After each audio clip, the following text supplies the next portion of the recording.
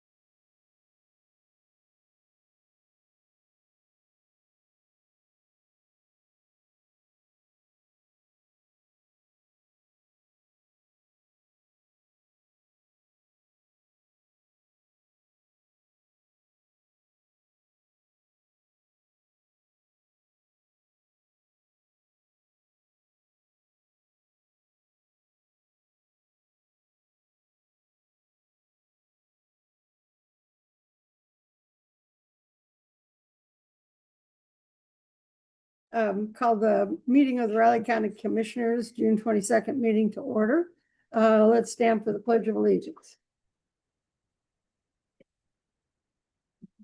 Allegiance to the flag of the United States of America and to the republic for which it stands, one nation, under God, indivisible, with liberty and justice for all.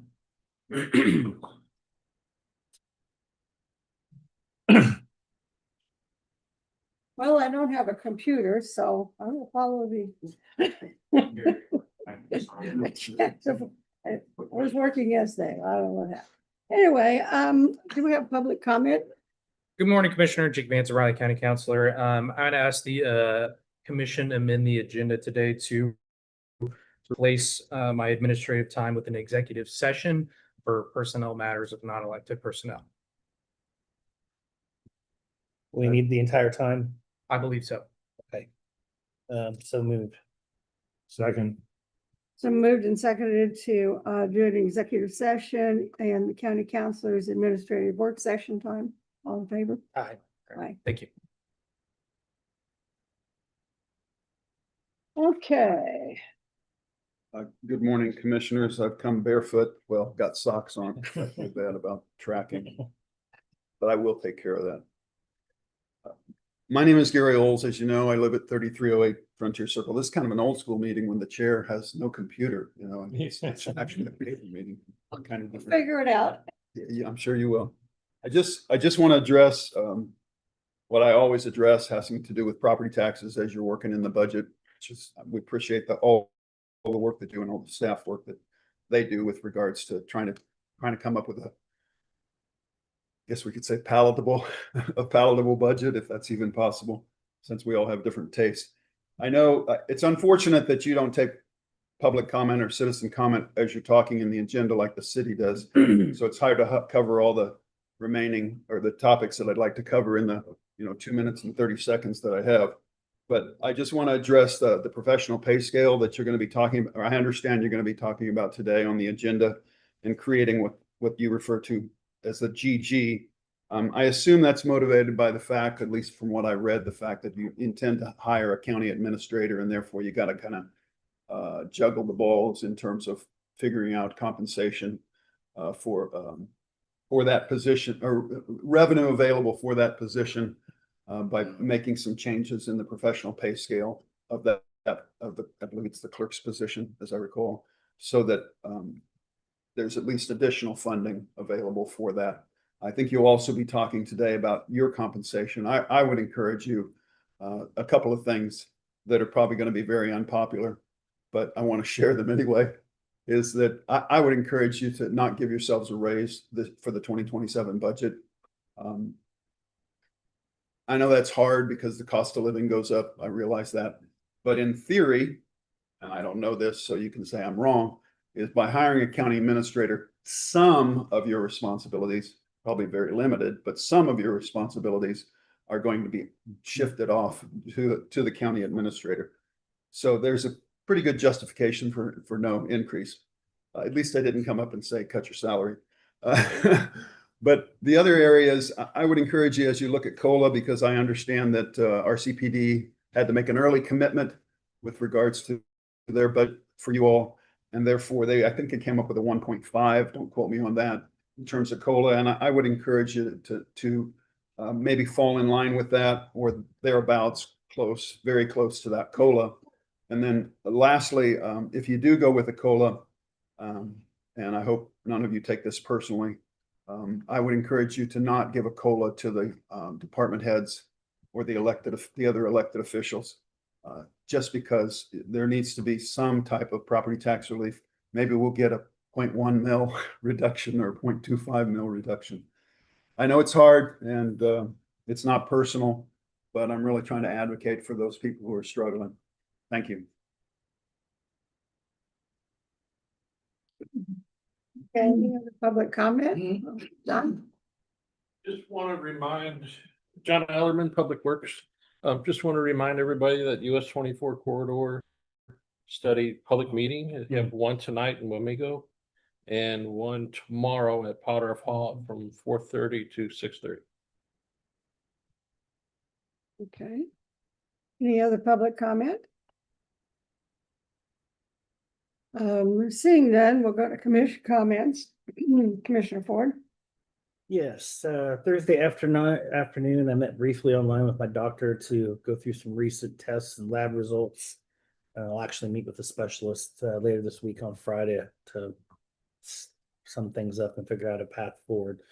Also on Thursday, I had a meeting over at the CL Hoover Opera House in Junction City with members from the United States Department of Agriculture, the Small Business Administration, and the Department of Housing and Urban Development, as well as some area leaders from Riley County, Gary, and Dickinson counties as well, to discuss area concerns and challenges and how these particular federal partners may be able to assist with some things.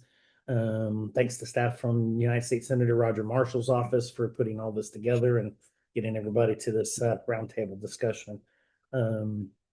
Plan on reaching out to each one of those three separately and saying what we can set up here at a later time. Friday morning, I met with former Riley County Commissioner Dave Lewis, discussed an ongoing project being discussed potentially for the Riley County Fairgrounds. Met at Vista, had good breakfast. Breakfast sandwich they had there was delicious. Good to catch up, get an update on everything that's going on that front. Friday afternoon, I met with Kent Glasscock from the Flint Hills Regional Council, some possible grant other opportunities. This comes in lieu after Thursday's discussion with some of those federal partners to see how things could possibly align. We'll have some more conversation, I think, as some things become a little bit more clear. Late Friday, I met with Peter Lazar and Ben Leto from Make My Move, Amanda Webb, Raleigh County Planning Director. Some members from the chamber are on this call as well. This is to discuss the second round of possible funding for the Home in the Heartland grant. I believe it's on the agenda for next Monday, so they'll be presenting then and we'll discuss it in its entirety. Rest of the weekend, pretty quiet. I was gonna say congratulations to the men's soccer team. Getting out of pool play undefeated. The first 2-game winning streak since 1934. So I think that was the first World Cup. So they haven't done so since. So they get tougher as they go along, but if we can maybe get to the round of 8 or something, that'd be impressive. Also glad Saturday night storm wasn't nearly as bad as predicted. It's got a bunch of rain and some wind. Blew trash cans around. Guess you can live with that compared to everything else that happened. So A lot of water was pretty Yeah, high, yeah. so. Looks like we're gonna kind of stay in this trend for a while. It's something nice and cooler for this time of the year. Till next week. It's all 90s, but Bugs really like it. last couple of years it's been 100 in July, so could be worse. So and that's Could all I be. got. Commissioner McKinley. All right, well, I didn't have much. Here Saturday, I did go on the extension garden tour. Mm. Go to that most years. It's fun. But this year, a couple of the really small ones were really impressive. So people really did some amazing stuff. And just that one in the backyard, I don't think it's bigger than this. And really had a lot of neat stuff in it. And it was, and no grass. There's no mowing. Lots of weeds. Envious. Well, I have grass in mine, but there's lots of weeds. Yeah. Right. That's all I got.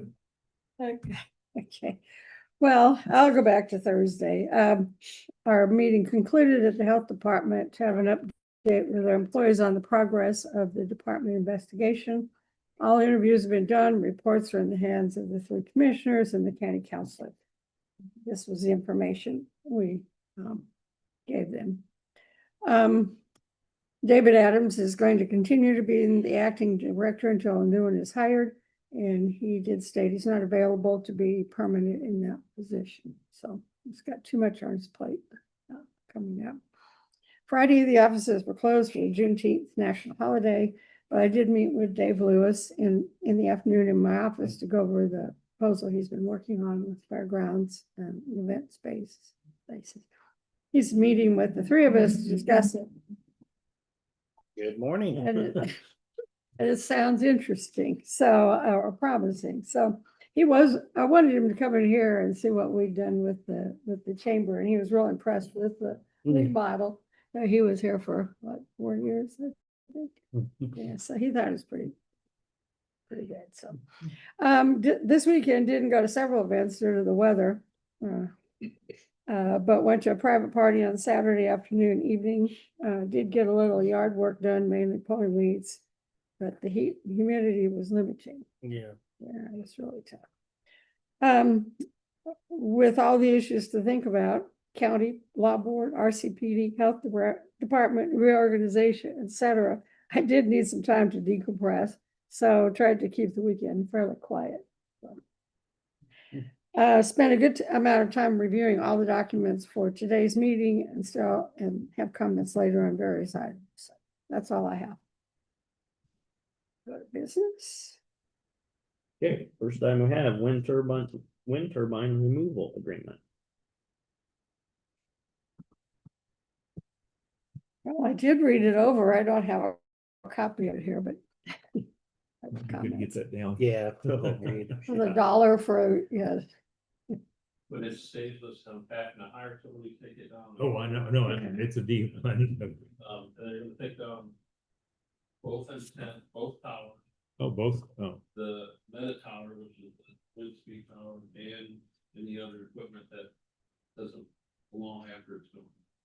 So That's a good deal. No, it is That's a good. really Yeah, good deal. yeah. Good job, John. I'll give credit to Virgil. Great. I move to approve the agreement with Power Grid Partners on the wind turbine removal. Second. Been moved and seconded to approve the agreement with Power Grid Partners with the wind tower removal. All in favor? Aye. Chair, please sign. Love it. Yeah, that'd be great. That's been a long time coming. Opens it up for fairgrounds for people when they use it.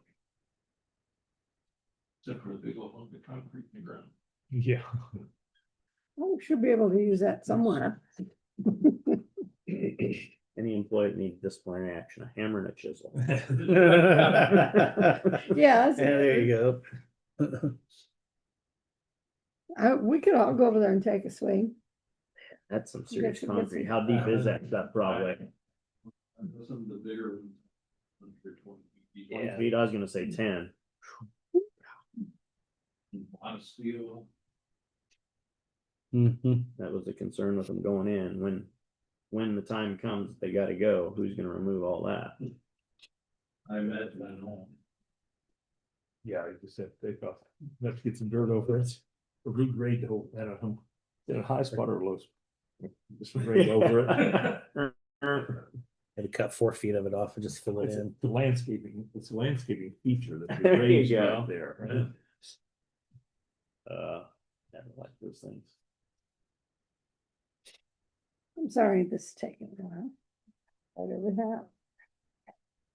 Let's see, it needs to be signed by Just Jacob. by you. That's. Yeah. Thank you. Next, commissioners, I need a motion on Riley County Employee Action Forms. Breva Spencer, Public Health, Family Service Manager, Health Department, Separation of Service. Diane Creek, Health Department Director, Separation of Service. Galen Speth, WIC Supervisor, Health Department, Separation of Service. Any discussion? No. No. Go ahead and move to approve the requested employee action. Second, It's been moved and seconded to approve the requested Raleigh County Employee Action Forms. All in favor? Aye. Aye. All three sign, please.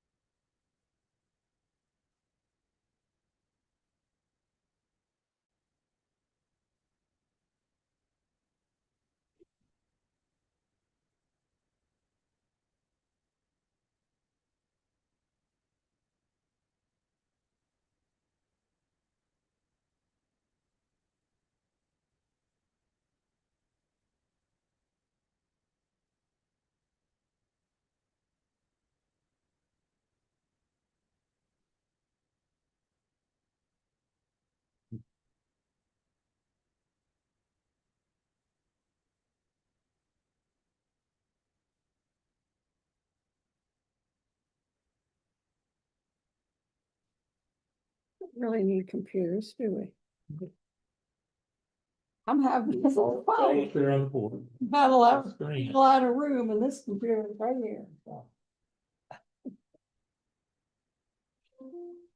I knew there was a reason we have 98.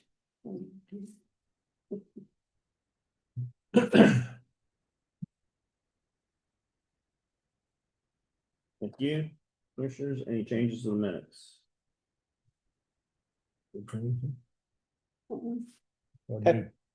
Move to approve the minutes of the June 18th meeting as presented. Second. It's been moved and seconded to approve the minutes of the June 18th meeting as presented. All in favor? Aye. Aye. The tentative agendas look, commissioners? Any items for next week's press conference? If not, you should have Mr. Michael Rizcala at 9 o'clock.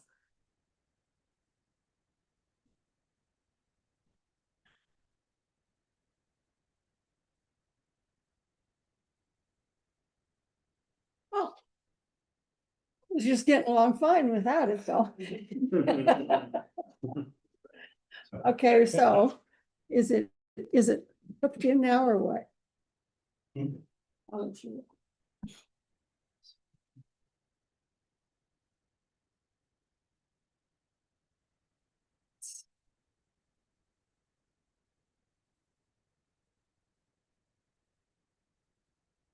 Is that what I'm in?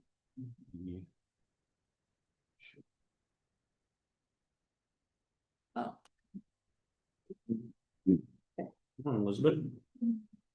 Good, how are you?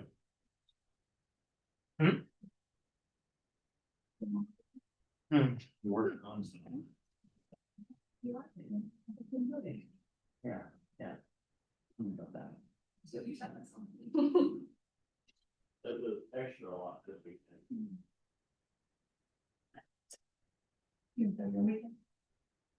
Yeah, I had to create a little river in my backyard. I had to dig out because Water in the right water direction. just keep Oh, flooding my okay. yard. So it's like I can fix this. so here, right? Like little, yeah, like a little moat that follows the back Oh, the line. moat. Yeah, Okay, so now it's like. Now yeah, you got a castle. Did you yeah. get? It's not a full circle. It's just like a half circle. Maybe fish. I don't know. Wouldn't be the first time that's happened here. What's that? All right. They just get an EPA permit to fix the water. Right. Waterway. That's. Nope. This is the way I have. It was just sitting there anyways. So, oh god.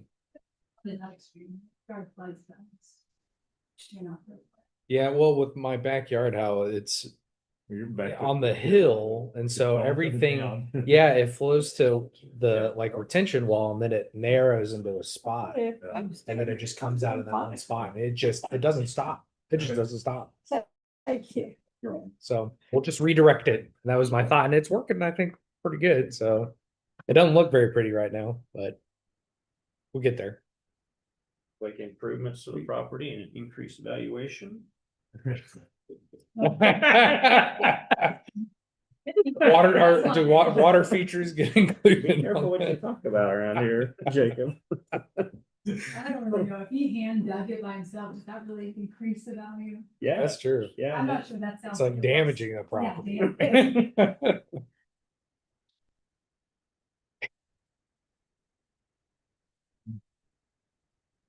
Already working on next year's tax roll. There you go.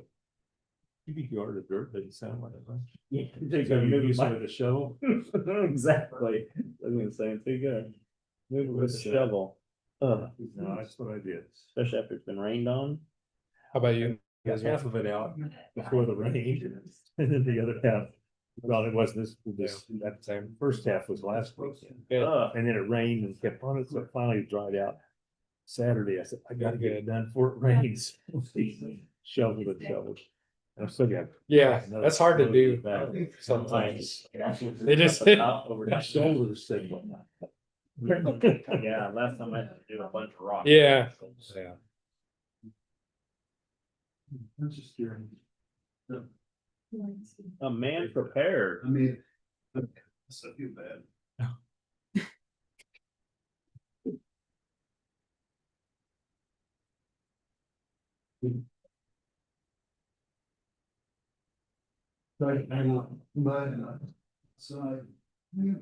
See, but now your wife has it on video that you do know how to run a vacuum cleaner. How long you been there? Oh, long time, 37. I worked 47. I probably learned that in the first, I don't know, 7 minutes of marriage. so. Division of labor, is that what it's called? That's for sure, but I pretty much cover outside, she covers inside good. And I could not do it to her standard anyway, so because my wife is cooks, I clean a great cleaner. dishes. Yeah, division ladies. Oh, yeah, for sure. We all have it if you're gonna survive. We always split. Whoever fixed dinner, the other one has to clean the dishes. She always fixes Switches the back and dishes. forth. We used to, when we were both working, we did every other day. Mm-hmm. I remember when we were first married, we agreed to like, you know, if you're gonna spend more than $15, we need to talk about it. Back in- Was a Now lot you of money can't- back in the day. Now you can't buy anything for $15. Gotta get a candy bar. Now it's been 1,500 to 15,000 and we don't talk about it. Different. Yeah. Costs are different and you're in a different stage of your life. I got you beat by a few years, 51 Yeah. in another month. You know, you're talking about elderly parents, our in-laws split up on Sack Hill and they live up by you. And Deep Hoffman. They moved here about 4 years from Joplin and they're at the point, they're like, she's like 88, he's like 89. And we can tell last 40 years or whatever, she's got memory issues and she's got heart issues, got a face. It's hard to watch them. Mm-hmm. Particularly, it's not as hard on me, because I'm heartless, but you know. But for my wife, it's really, for Kathy, it's really. My parents died. 35 years ago or something. 12, 15 years. But it's really hard to see her go through the outburst.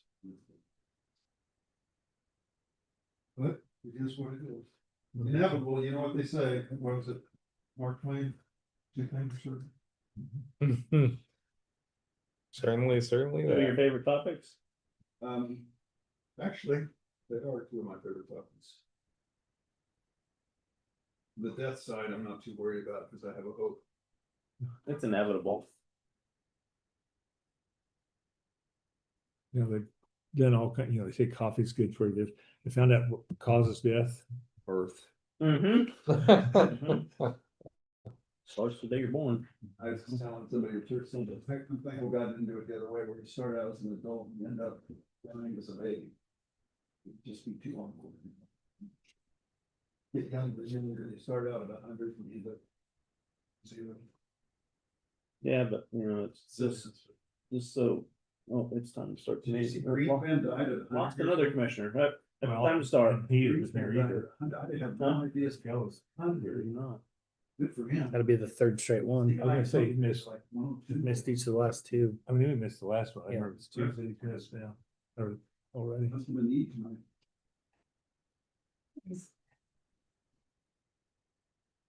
You think you can will yourself to your own friends?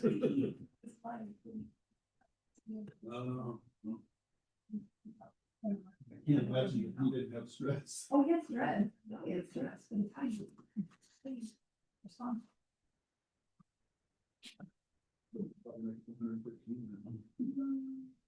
Grandpa made it to 104. I'm hoping I got that side. So, but I don't know. You never know until the end which side you got. So That's your my mom's. months. Wow. My grandmother was 102. Yeah. I got some. And he had several 103. on his side that lived in the hundreds. 102, 103. No, I don't know.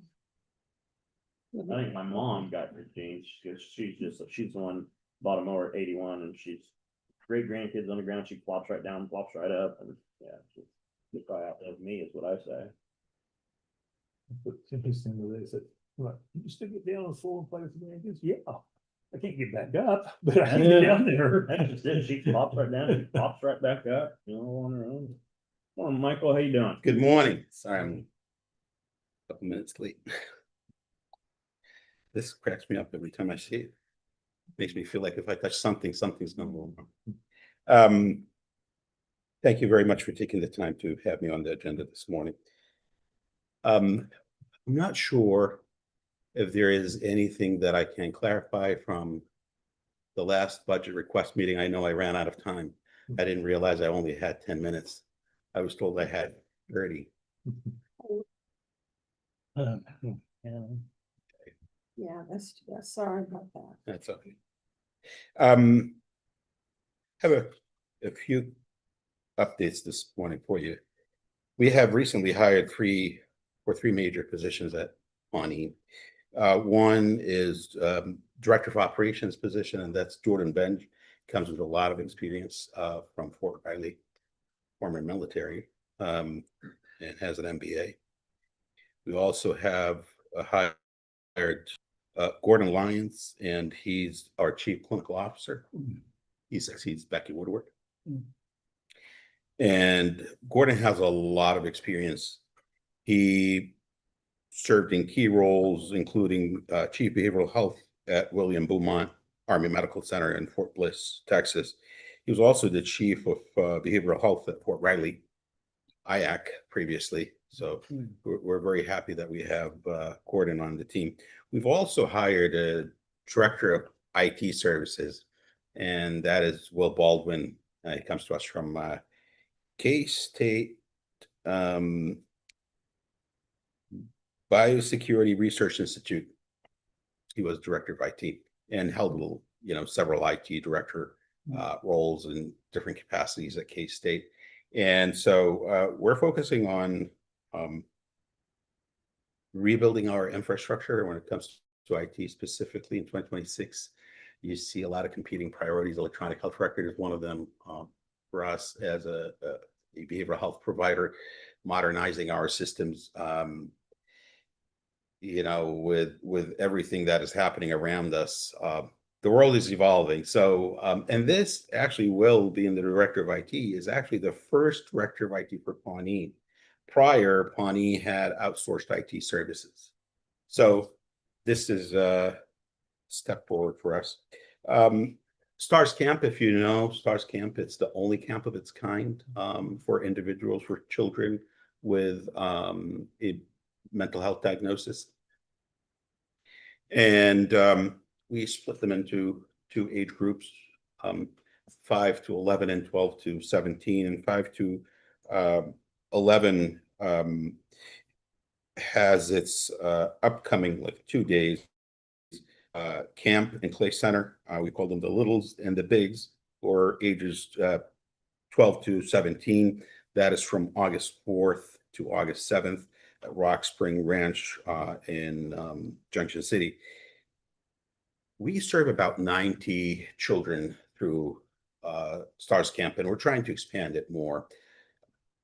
This is the only camp experience that children with mental health diagnoses across the state could get for free.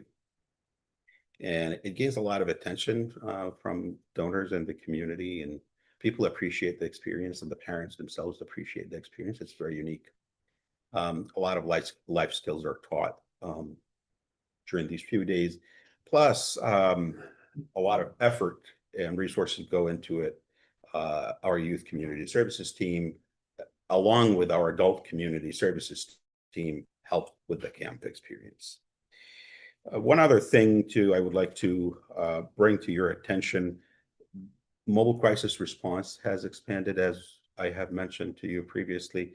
Brought you some numbers, and I don't know if, I hope they make sense to you and show something. So year-to-date utilization of mobile crisis response has gradually increased to the point of 343 in Riley County. That it far exceeds what we have in place for co-responder. Co-responder is only 68. And as you could imagine, 343 is definitely a lot of people getting here where they need it, when they need it, regardless of the time of the day. We went 24/7 effective January 1st. And we had to deploy resources, actually recruit more staff. And we have 5 teams deployed across our 10-county area the bulk of them, especially overnight, and during the week, originates from, our crisis stabilization unit on Hayes Drive here in Manhattan. But we have dedicated a lot of resources, and we continue to see an uptrend in the need. Total crisis contacts, note this, not the number, mobile crisis dispatches in May was 84. And I'm gonna throw a number out. And crisis calls for all crisis needs across our 10-county area for the month of May, 676. So there's a huge need. We continue to deploy resources, dedicate resources, and it's huge kudos goes to our team for their agility, for being able to realign resources when we need to send a team out in the community. A lot of good work going into this, but it's exhausting. Can I ask a question? Please do. You've got 10 counties that you deal with. Correct. Out of that, would you say Riley County is the top or? The largest. Is that The the largest. largest amount? I would say I'll have to go back and look at the numbers and specifically tell you how Riley County ranks, but I'll tell you probably, and this is just shooting off the cuff, I would say at least 40%. Really? Mm, Okay. It's the largest, most populous area in our 10-county area. Thank you. Yeah, of course. You have another question? No, continue. No, I mean, that's what I have, but like I said, a lot of resources have gone into all the work that we do. I like to point out mobile crisis response. As you know, we are a community mental health center. Our mission is to provide care regardless of the person's ability to pay. Mobile crisis response services, I would say, and I'm just gonna give you an estimated number, costs about $700,000. Almost no reimbursement for it. Yeah. So, I mean, we do it because we are a safety net provider. We're dedicated to deploying resources in the community to serve the need, to accommodate for the need and serve the community. You hardly ever get reimbursed for mobile crisis response. And then if you think of it, if someone is in acute crisis and you say, hey, you need to sign a piece of paper that you're no, we don't do that. So we don't. We serve them where they are in the midst of their crisis. And the joy we receive is just making sure that we're saving lives and being able to be available for our community.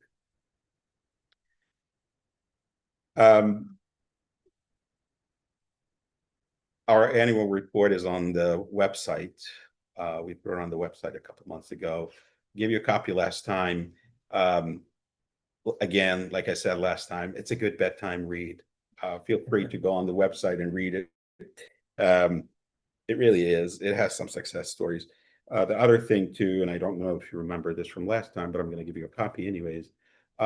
This is a mailer we sent to 19,000 households across our 10-county area. Any household with an income of $75,000 or less. This is a reminder of the good work that we do in the community. Individuals can go scan this QR code and complete a form, and we send them a magnet with our mobile crisis, with our crisis services team that can go on their fridge. And I'm just going to leave you with copies here. If you want to put them somewhere, we can bring more. Yes. Any questions? I had, what concerns me a lot is mental health issues for children. Mhm. And so it sounds like you've got a real uptick in that also as well. Does that correlate any to the adult? I would say, and I can give you more specific numbers, the state of mental health in America states that the crisis is even worse for children, even though we have seen an increase, an improvement in the adult side, but you got to look at the children's side as well. One thing we'll be happy to do is to put a youth unit in the community, like the CSU, but the cost that comes with that is super high. And we would love to do that.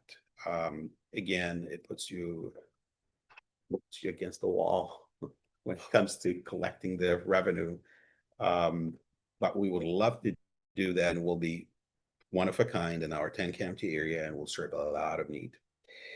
If the county would love or is interested, because I see there is a growing interest in our community, would love to partner with you and see what resources are out there.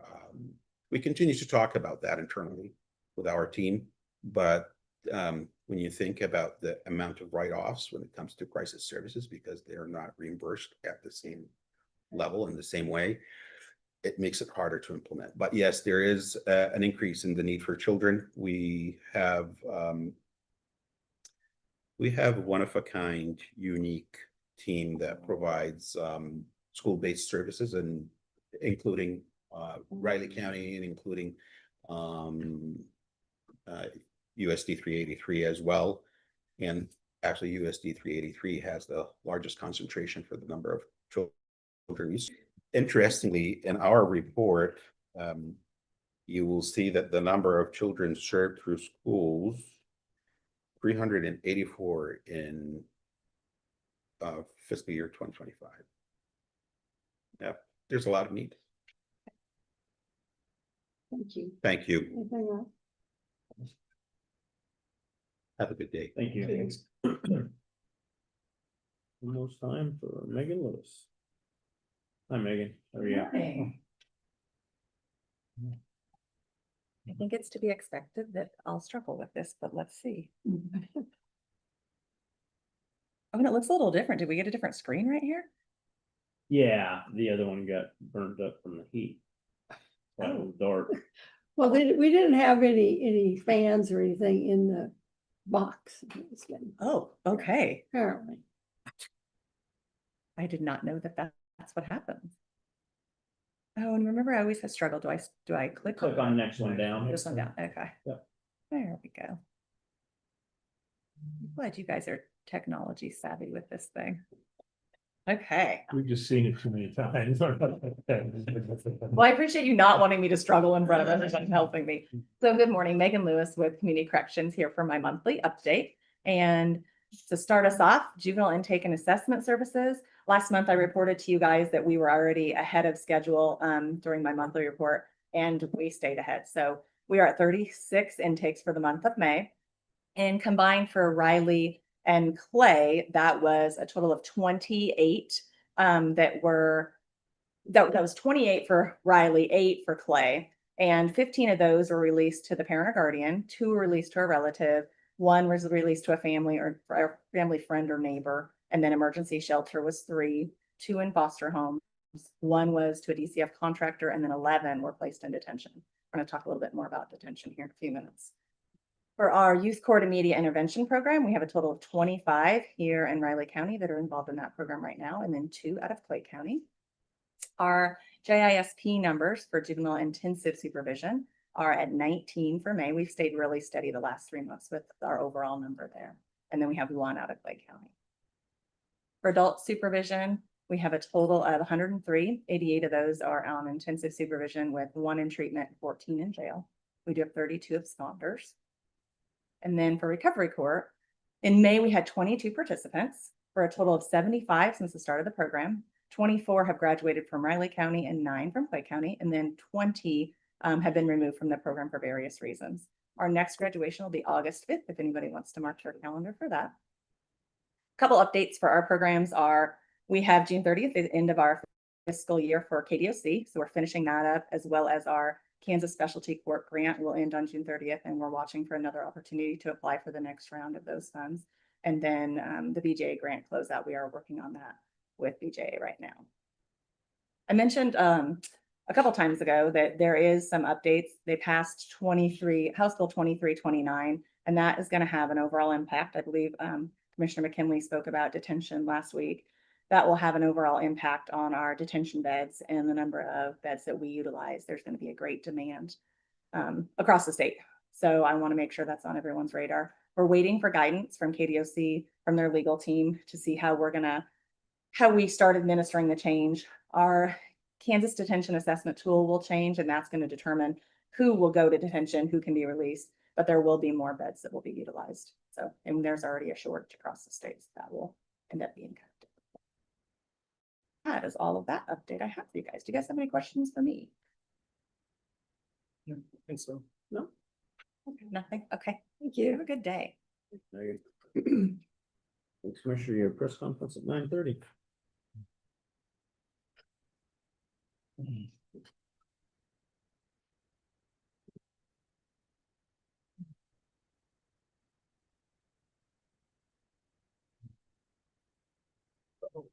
Stretch, huh? No.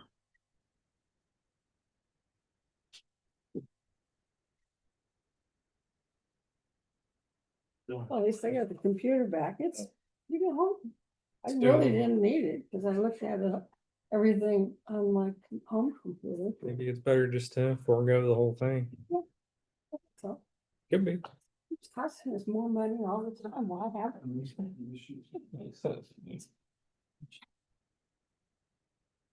I'm being very tight computer lately anyway, you know. Some days are better than others, that's for certain. Well, especially in the medical profession. Yeah.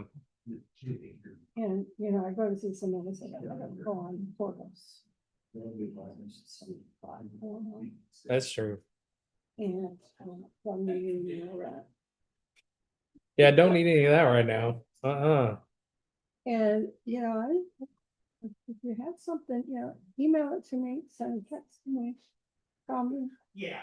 Right.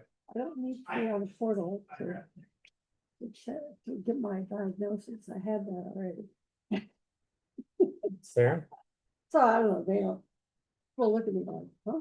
Okay, you're old, that's fine. Well, I'm sure there's some other people that recognize that as well. I was hearing a lot of pride issues, you know. Somehow there's one of my providers is selling information to prescription companies, drug companies. Fun. And the minute something pops up on a test, you get messages on, well, you need to take this medicine. So you know where it's coming. That's pretty wild. That word, and I've heard that from various people too. So, not just me.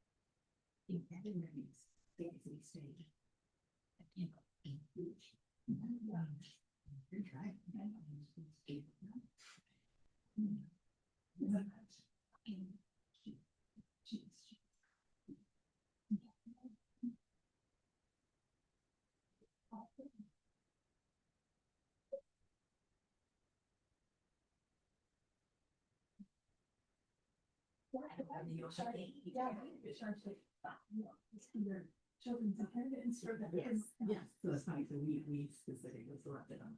Yeah, we don't. Well,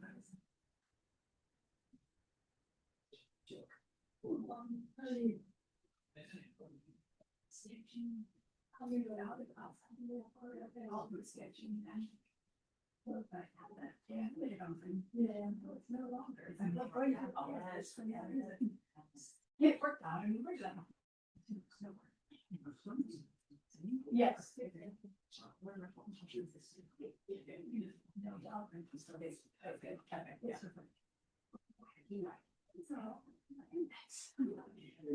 Yeah. Support, yeah, you know, with like, yeah, I was like, and then you got.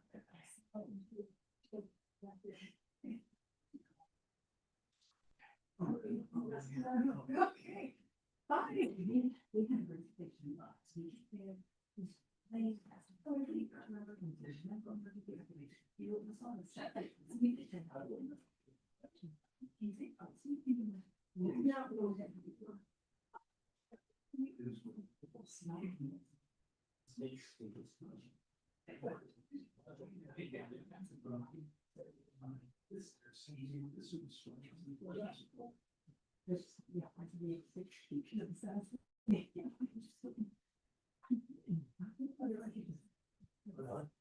No, John. How are you?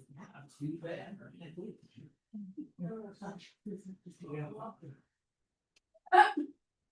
bad. It's like, oh,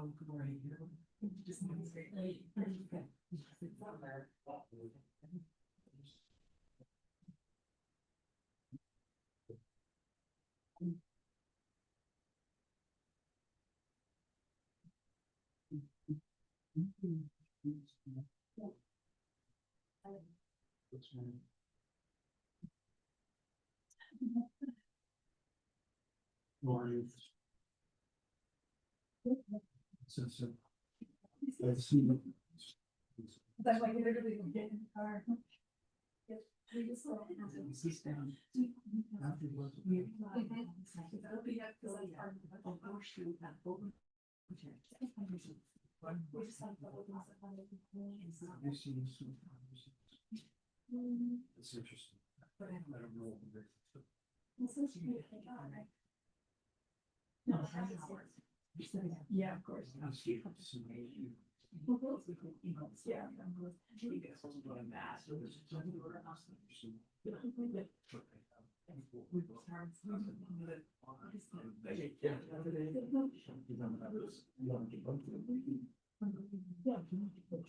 How goes it? We go. I saw it right.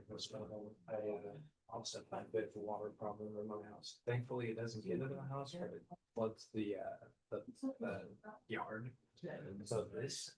On Friday, I took my shovel, I dug a little river. It follows the little like fence line all the way out in the back. And I think it works. Yeah. Yeah. We have some. Yeah. And then there's gonna be no more rain. Yeah. Yeah. I mean, it's what he's.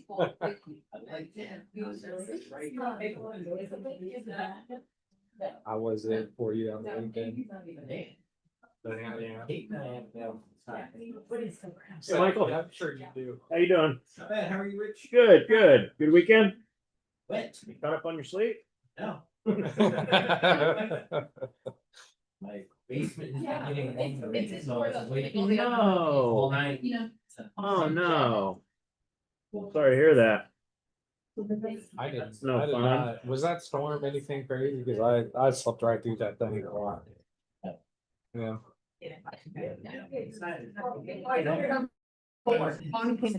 You there on a good meeting? All right.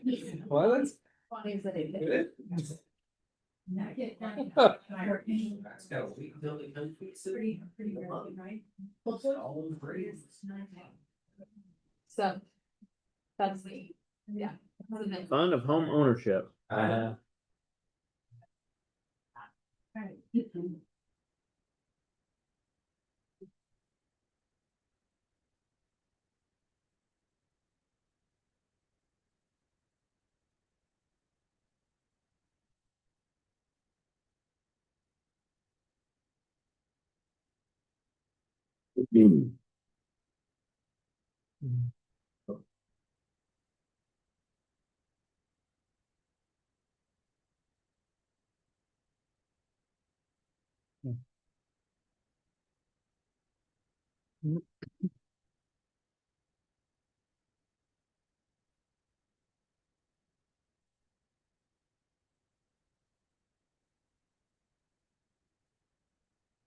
Morning, Amanda. How you doing? Good.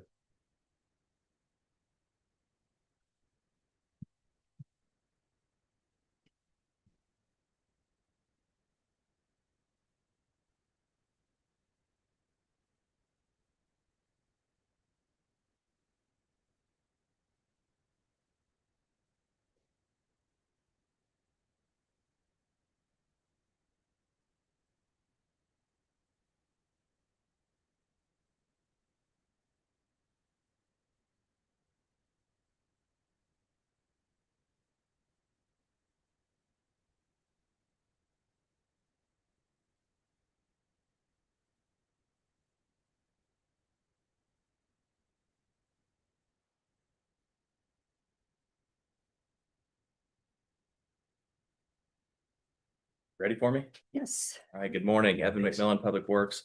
Just a friendly reminder, the transfer station will be closed on the 4th of July, that Saturday, in observance of the holiday. Will be open the following Monday. Thank you. Any other public notices? Okay. And we have Amanda at 9:30.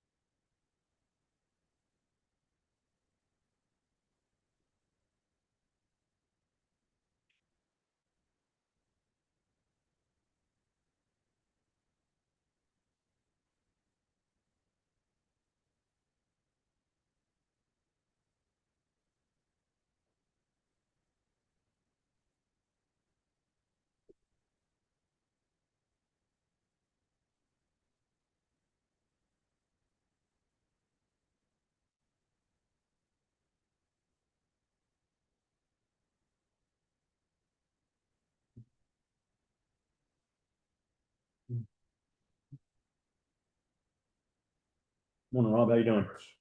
Good.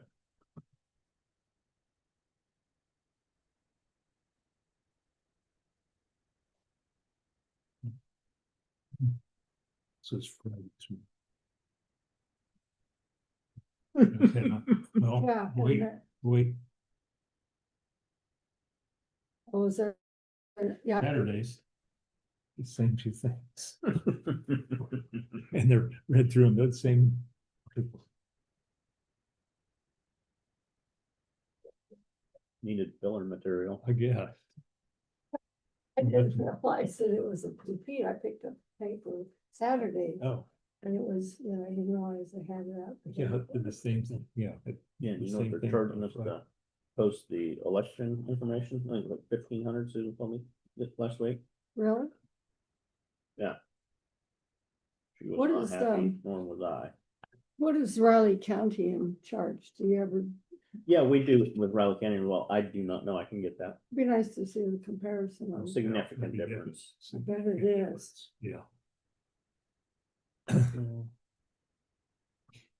county commission gets to designate. I've been tempted. Don't look at me.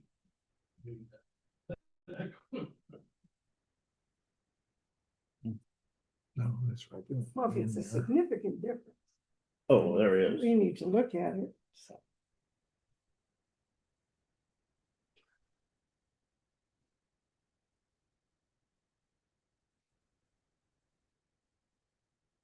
With the election, just ads showing when elections are and stuff. Yeah, and the races, we have to post all the races and who's running and all that, and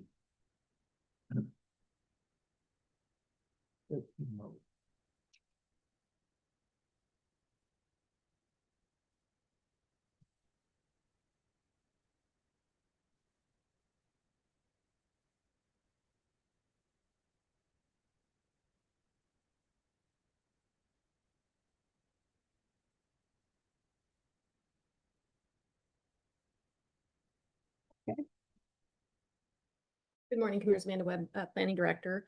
I'm here for more conversation on data centers and battery energy storage systems. It's our buzzwords lately.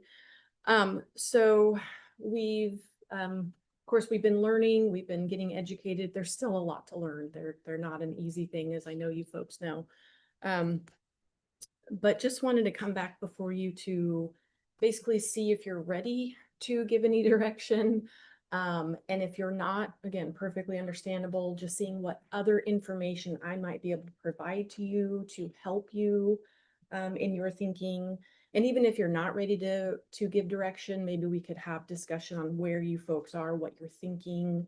I put some questions in there, again, just to get you thinking about, well, what you're thinking, essentially.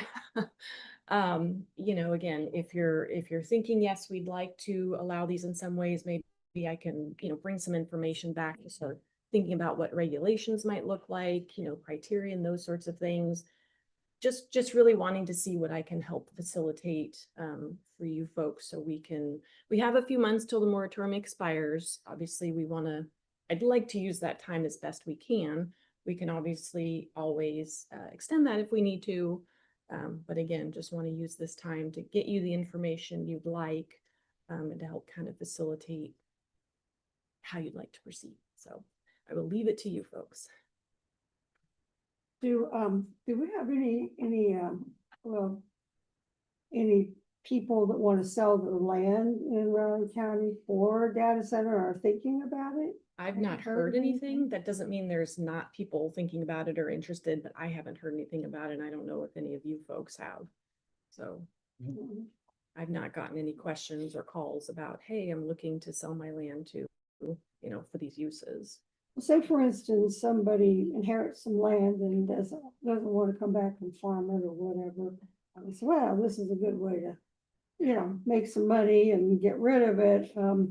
Would they have to come to us first before they even, if they're considering a data center, or how does that work? I mean, really, that's all up to us to figure out, essentially. If we're gonna allow them, you'd want to think about where, location, zoning, those sorts of things There you is want to any. allow them. I'm sorry? I don't think there is any. Yeah. And And it also, matches up with both the power and the water. The more I learn about this, the more I'm just confused. Yeah. I mean, Right, just yeah, it no, literally changes on a dime. You figure out one thing and then it changes, and yeah. there's so much depth to it Yeah. that And I it's just appreciate, insane. I appreciate you saying that because it is confusing. Yeah. There is a lot to it. And really that's kind of where, you folks need to kind of consider, as you mentioned, we might not have somewhere to put it. We might not have somewhere to put the hyperscale facilities, the Sure. large facilities. But smaller remember that, ones, yeah, there are all kinds of different scales to these, and we can do smaller ones if we'd like. So it doesn't have to be an all or nothing. It doesn't have to be, we're gonna do the big ones and, that kind of thing. Those are things for you folks to think about, in terms of what you'd like to allow, or if you don't really want to allow them at all. But the thing to think about, if you don't want to allow them at all, how that might impact, because some of them are a little bit on smaller scale for just maybe a business or whatnot. So we just really need to make sure we're thinking the whole picture, how we want to allow them or how we would want to not allow them, essentially. But basically, back to your question, is really that's all for us to figure out. Right now, I would just tell people we have a moratorium. If people want to sell their property, obviously they're perfectly allowed to do that. We wouldn't have any input in that. But if somebody called me and said, I want to sell, somebody's asking me about a data center, the only thing I have right now is to say, well, right now we have a moratorium on them. So they're not, I couldn't even accept any kind of application or proposal because we have a moratorium. Other than that, again, it's up to you folks to decide what we want to do with them. Mercury had an article Saturday, I think, about it's from Olathe paper about data centers in Olathe. There's two open and there's one in process, but they're in industrial areas within, which wouldn't apply to us. But they also, when you read them though, and that some of the things people holler about haven't been a problem, but that one, those three are each 10 megawatts. The one they're proposing in Pot County is 800, 1200 watts. It's a little different. But it's a little different situation. Yeah. The one I can see coming up with a generic, a general rule saying, we'd accept interest in it or somehow, but say it has to be a special use and we'd have to review each one. Right. Like I said, based on the size, and there's a whole lot of other things, because as the guy that came in here a couple of weeks ago said, there's all kinds of different varieties. You don't want to pin it down saying this is exactly what we want. He said, for one thing, they're changing all the time. But just if we had some broad thing saying we may be open to them, but we'd have to look at each one and review what it has, what it does to the water and power in the area. The one thing I also went in is that there will be no tax abatements if they haven't come in. Because they talked about the windows of Olathe, they got 50%. Yeah. Really? Yeah. That's a scenario here that's maybe different than Johnson County. We can't afford the tax abatements on things, period, data center or not. So. And like I said, I just like that up front to them, Yeah. saying, if you're interested, find it. You're not getting any taxes, any I tax. think if you're wanting to be here in the community, you need to be Be a part of it. a part of it. And there's obviously fiscal impact here. Could be positive, could be negative, depending, but somebody was to come in here and offer a price tag that would cover 8 mills right now, we'd be in good shape. And you'd have to weigh that with the other negative aspects of it. I'm just saying. I mean, this is happening. This isn't false. Yeah. I've seen some places out on the East Coast where literally it's pays for all their schools, pays for all their surface transportation, maintenance and upgrade. Yeah. So there's a teeter-totter there. And So I mean, do they have to have data center? Do they have big ones that cover all? I think these were medium-sized one. This was out in the rural part of Virginia, but But it pays for all those things that otherwise counties or a local jurisdiction isn't gonna be able to do. And so you have to weigh the one with the other there. Nobody likes taxes and nobody likes data centers, but where are we at in the equation? Because we can't have that both ways in some, yeah. And so I tend to agree. I don't think we're suited for a very large one at this point in time. And geographically speaking, I don't know what part of the county you would go to where you'd have sizable energy, sizable water use, but some of the smaller ones don't use that at the scale. So those are all questions that you kind of have to consider in this process. I would be of opinion that we still need to learn and gather some information, see what the market actually does, because like I said, it's a daily thing. These are changing. Yeah. And it probably does us good to go ahead and hold off at least until November. And learn as much as we can and see what we can put into place to make some solid foundation moving forward if that's what we would agree upon. Do you know if like out at the industrial center, if they're looking at putting anything in like that, or if there's a possibility of that, or how does Amazon act? How are they going to do all their data? Would assume that they have that internally at the facility. Yeah. I know PTMW is doing a lot of the hardware cores for data centers, so those are actually being built here. There's probably several other local companies that could switch on a dime on that too. I believe Panasonic is actually doing some of the battery storage systems now for these out at the new facility in DeSoto or wherever it is there. Yeah. And so, there seems to be a change and a shift. I think as we all know, our need for information and data isn't going to go away. In fact, it's going to continue to expand, particularly with the advent of AI. They're not going to just dry up and disappear. So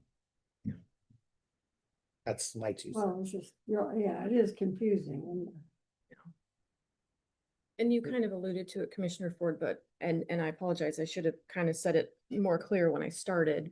We are talking about data centers and battery energy storage systems. They're two separate uses. Again, that's another thing that doesn't have to be all or nothing. You can allow the one and not the other if you so choose. I know we all tend to focus so much more on data centers, but they're both intertwined. They're both intertwined. They're both a lot more popular than they used to be. So definitely things we want to study both of those. So I could see the battery storage being something that's maybe more of a probability than data center at this point in time. Like I say, because it's all about geography. There isn't a lot of place to go. And obviously the further north you go, the more agriculture that becomes. And you have to discuss whether or not you want to let go of the integrity of that particular scenario or not. So, and what is it matching up to for whom and for what? Are we talking regional data that we're going to serve, which serves us potentially here as well? Or are we putting data away from someplace on the east or west coast or down south? There's a lot of variables. Like I said, that's why I think we have more of a general outline saying, we're looking at this, but we will want to see what it does to the power and the water in the area and the agriculture, and don't even ask for a tax abatement. Right. Yeah. And of course, like the tax abatement isn't something we would put in like zoning criteria, but that would be, just a separate policy you folks would have. But yeah, that's definitely the message, when people are asking us about it, that's, a message we could help. Because they seem like everybody else that are fishing for a tax abatement somewhere, and like that guy talked about that they can say, oh, we'll give you this much money. It sounds like a lot compared to what they're making off of those things. They can afford it. They need to put something back into the communities in which they're moving into. Absolutely. And do they bring in how many, or do they, depending on the center, of course, or how many employees will they bring in? Right. Yeah. Most I wouldn't think Most of them they, haven't do too many once. not too many. It's few IT people. And I think that's the whole thing here. We seem to have a focus and a vision on increasing population, which that doesn't quite do. It does temporarily. And to create jobs to help balance out kind of the low wage pay that we seem to have here in the area. So does that help or hurt that? It's another question that has to be discussed. Yeah, absolutely. So I guess moving forward, is there more information you folks would like me to bring in the next, let's just say, month time frame? Or would you like to wait a little bit longer? As we all know, our neighbors are working on things, people across the state, people across the country. We can sit back a little bit and kind of watch and see what's happening. I think y'all know Pot County's actively working on their regulations right now. It's going through their planning commission. So I guess, how do you want to proceed right now? What would you like, for me to bring to you? I think we need to look at some things kind of legislatively here too, because obviously the state has kind of opened this up a little bit. Yeah. And did they decide to backtrack on that? I think it's not impossible to say that this could be an election issue. We are in an election cycle. Well, maybe we need to look at some of the recommendations other counties like ours are putting in. And maybe we could kind of get some kind of a roadmap based on what other people are doing. You know, Pot County is doing it. Let's see what they're coming up with. And, if there's other counties around us thinking about it. Yeah, everybody seems to be in varying stages of moratoriums or have regs or kind of figuring it out. So, All yeah, out definitely. bans or Yeah. welcoming with open arms. Right, yeah. So I definitely can bring plenty of sample or, Yeah, that might options be that good. various people are doing. And just more information, the battery storage systems, I mean, the data centers, you hear about them all the time. but Right. What is involved in one of those? Yeah. I mean, I understand the concept, but I don't know. Does that have to I've seen that has to be cooled or something also, or? Right, yeah, those have a pretty high risk of fire, those sorts of things. Or they use the same type, like with the cars, is that the same type of batteries like Tesla's, that once it starts fire, it doesn't go out? Nearly impossible to put out, yeah. We did have that Zoom conversation with the one group. I can't remember. Yes, we did, and I can't remember their name either, but. It yeah, might we be a did. good source to reach out to. They can kind of present what they're doing and how they're going about it. Yeah. Okay. Yeah, and I have some webinar trainings coming up in the next few weeks about battery storage. I can learn some of that there too. So.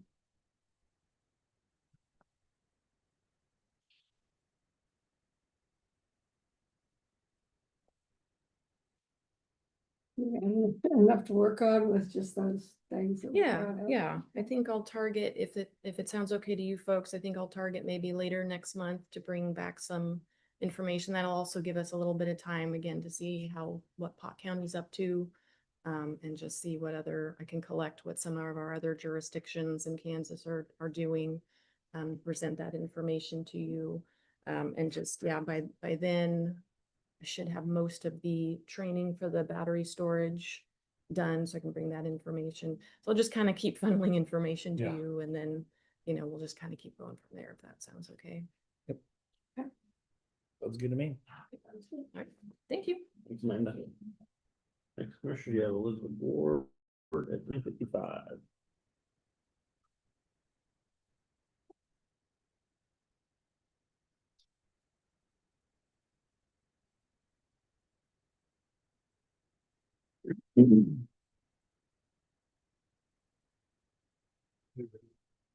Is that the water here, the water fountain that kicks on? Yeah, I think we need to check into that water cooler. That's crazy. There's your man.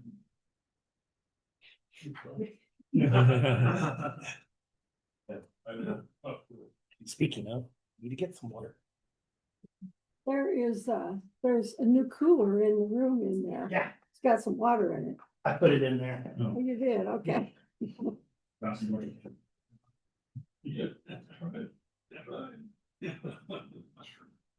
can actually get a bucket of ice. I use ice. It's not too far.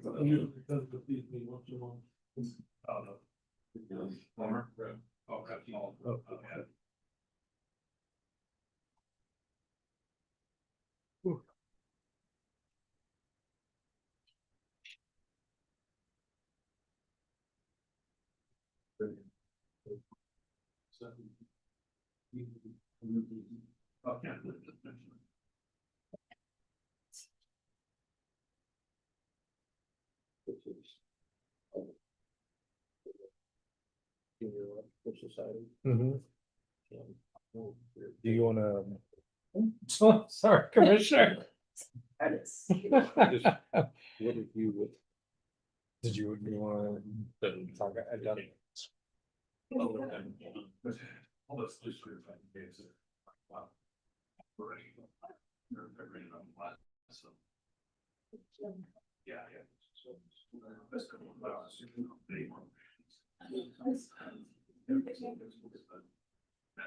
So it's been real crazy yet.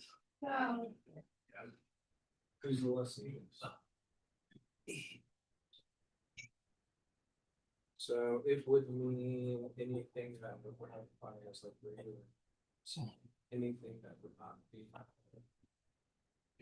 That I would be on some. Structural changes, not at least. The much larger picture kind of items of maintenance that situation covers. Structure.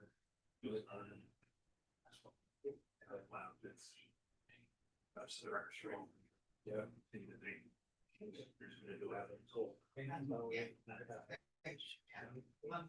Make it true.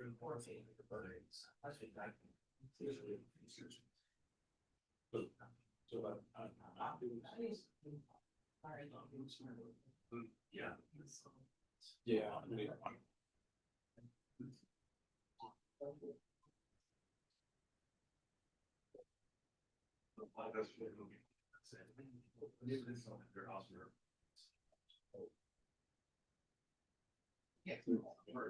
This last one. Yeah. I think that. Yeah. So. Kind of small. This one. Sorry. Yeah.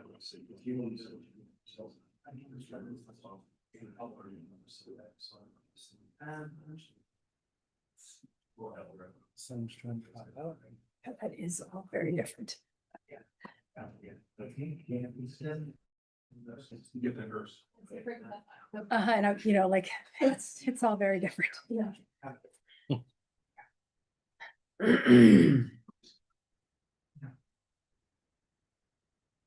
Morning, over here. Catherine? Never go to work. Mid.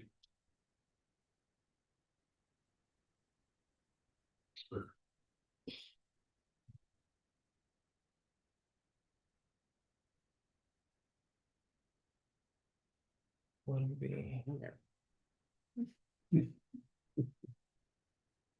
No.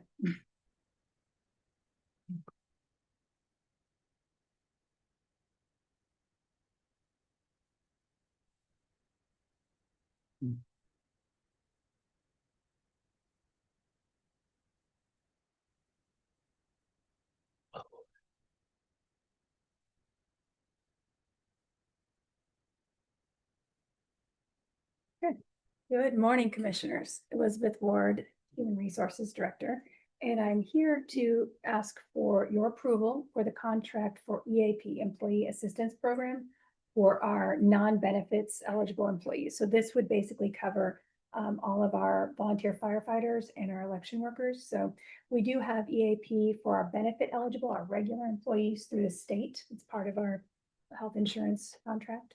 But what we have not had, and we put this in place I think 3 or 4 years ago, was something that would cover all of those non-benefits eligible folks. And so we have been contracting with Pawnee, and they charge, as you can see, it's in here, they charge per person. And so with this coverage, every employee could have up to 3 services, 3 sessions for free, and they charge about $1 per month per employee. So that's how the cost comes out.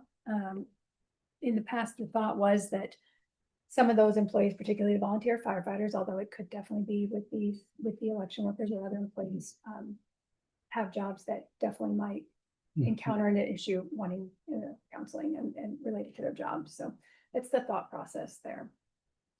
How much is it utilized? That's my question. Yeah, Yeah. I know it's a sensitive area, obviously, but So we do have numbers, and I will say that this is one of those things that fluctuates year to year. So over the last year, I am not aware of a massive trauma situation that our volunteer fires have. I mean, there's been things, right? But we haven't had anything, thank goodness, that has affected a large group of employees. So over the last year, we had the 5 sessions utilized, which would have been the calendar year from 25. only 5. Yeah. What about in a trauma year? Is that double or triple or what? Well, I mean, all is up to the employee, right? And they have to go in and make the contact, but I think that if we didn't have it available, we would then have to contract it or not have to, but we would recommend we contract somebody to debrief on that circumstance where we would already have them in place.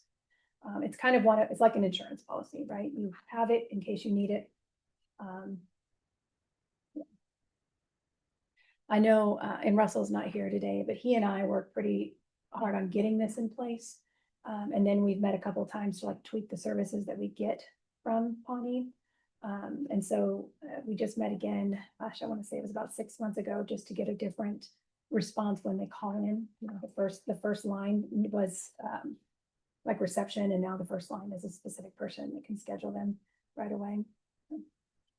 But does they even know it's available? Yeah, so they, Because I've been to all those departments, I don't remember ever hearing that.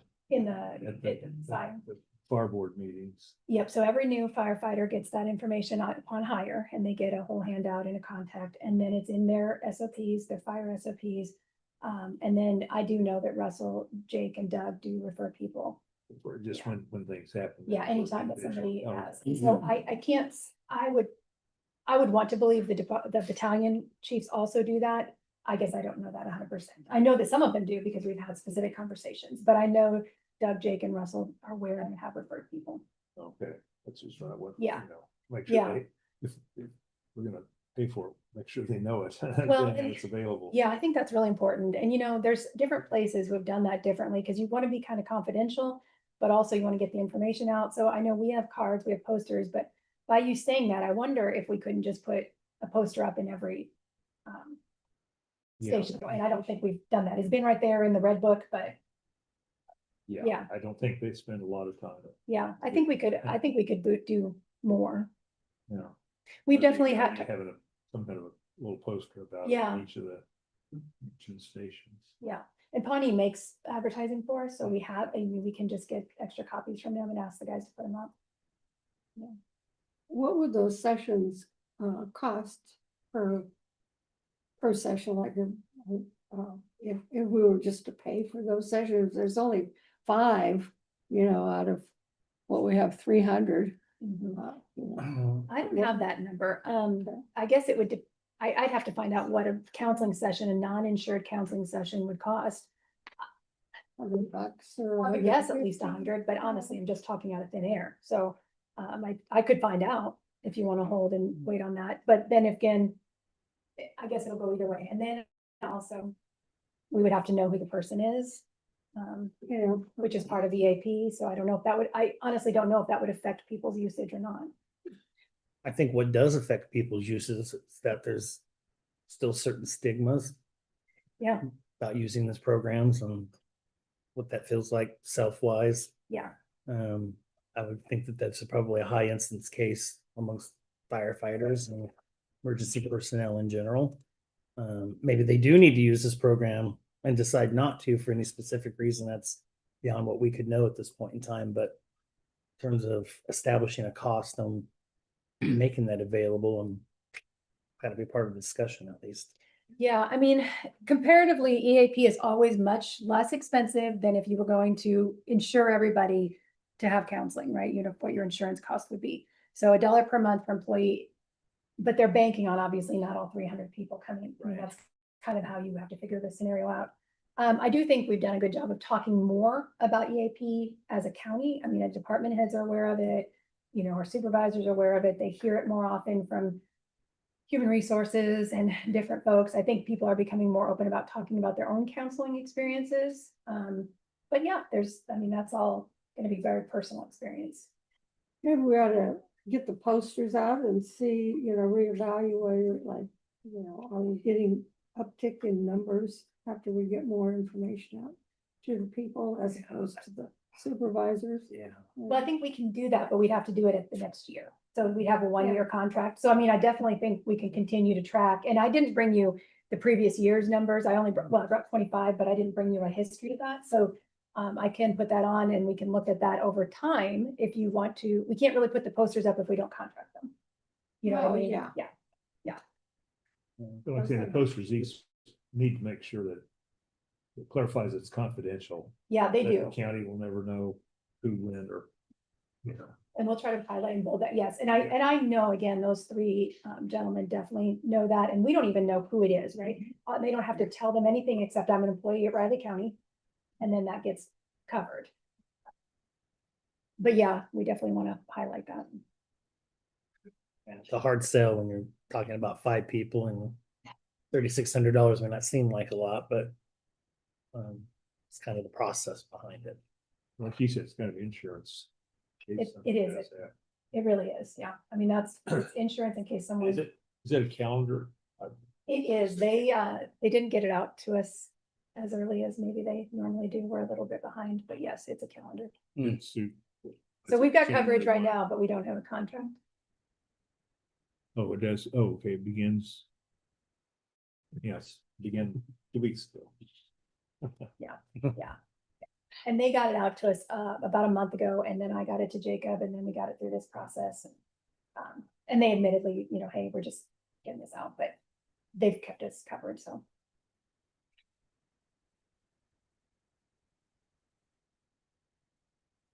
Well, like you said, I kind of hadn't looked at it that way, but it is kind of an insurance policy Yeah. that nobody likes to pay. But Well, and I we don't ever have to use that insurance, something that hope something you buy that you never want to use. Yeah, and I guess I didn't bring data for you because I guess I wasn't tracking that you might have all of these questions, and I certainly could, but I know that there are work-related costs that come with folks who need to have counseling and stress counseling that could affect us. And I know there's data on that. And obviously I don't want to go as extreme as like workplace violence, but there are loss of productivity and there is conflict that's not resolved that comes into the workplace. And so some of these basic programs really help you mitigate that so that you never might never really see that because it didn't come. So again, I feel like it is insurance. And you guys will have to decide how you want to. Russell's trying to get in. Oh, that's great. Let's see what he has. Is that okay, Catherine? Yeah, go ahead. Yeah, I guess. We had that before. Huh, Russell? It's muted right now. Yeah, I think you're on mute, Russell, but I think you're on. I'm here. Thank you.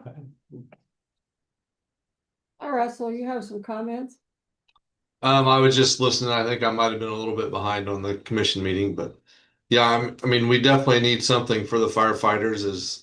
Is this one perfect? No, but I don't know that any of them are.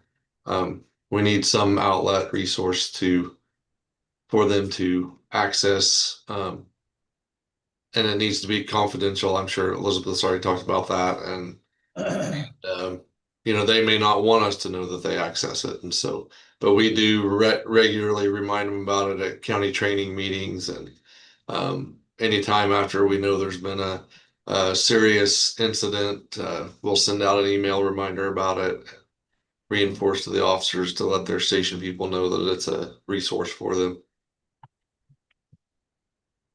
Maybe we could do some little small reminder on who to call or that they can put on their refrigerator or something. Yeah, we have like business side cards that we give out. We don't have anything, I guess, like magnetized. Yeah, well, you wouldn't have to make. Yeah, just so that they can. Okay.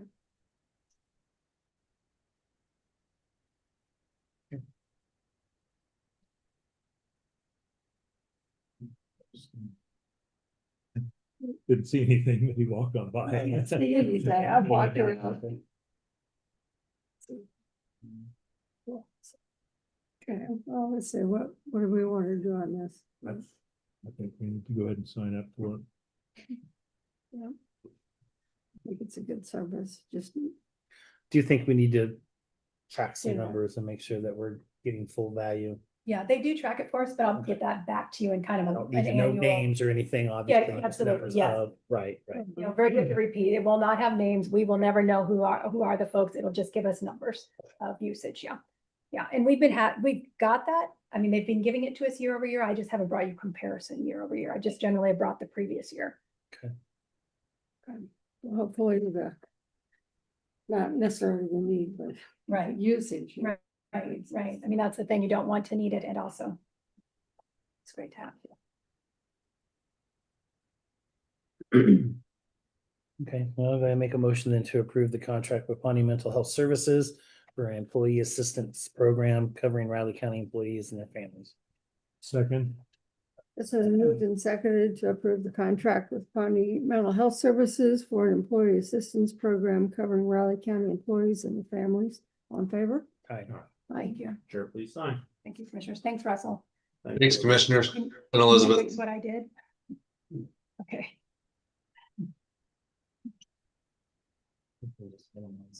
Yeah, I couldn't, I don't want to make it like.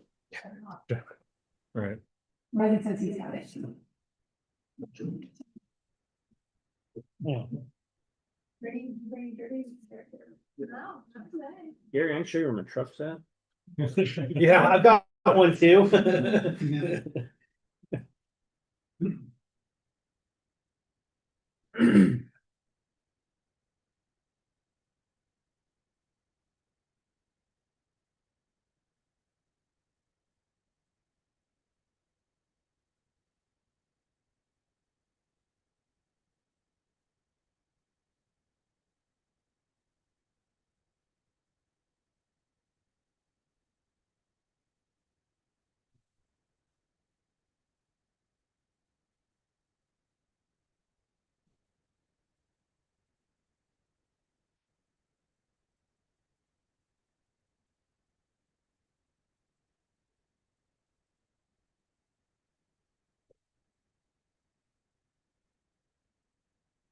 I'm sorry. Oh, Daydreaming. I just laid them there. That's my fault. Sorry. I'm about half out of it today too. I feel better than I did last week. He's got some sleep over the weekend. Yeah, I have been sleeping better. That's one good thing. Except for the night and the storm hit at 3 o'clock in the morning. Well, I tell you what, there was one rumble of thunder there that rattled the glass in the house, but knocked one of the cabinet doors open.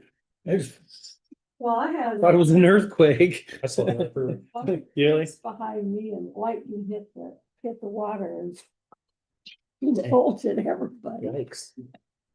My Okay, I dog guess came we're and good. jumped in on me. Yeah, I probably would have too if it was a dog. Ugh.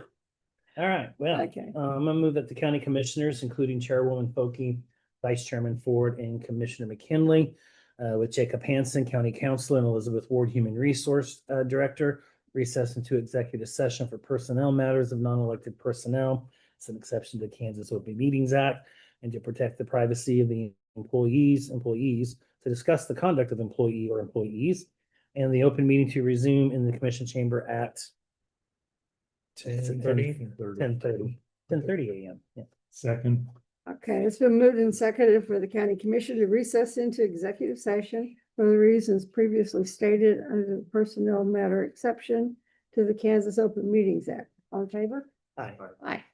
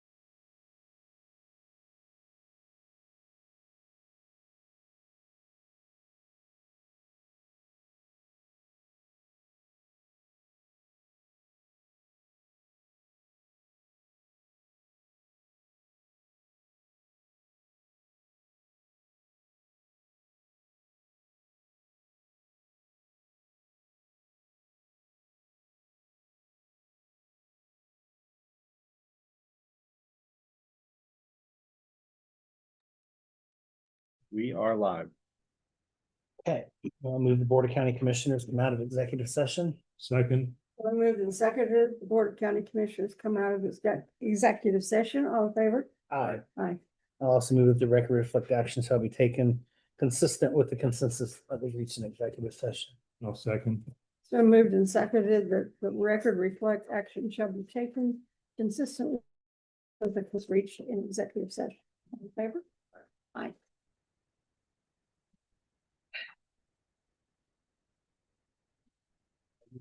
So. What I did. Yeah. Yeah. Let's try.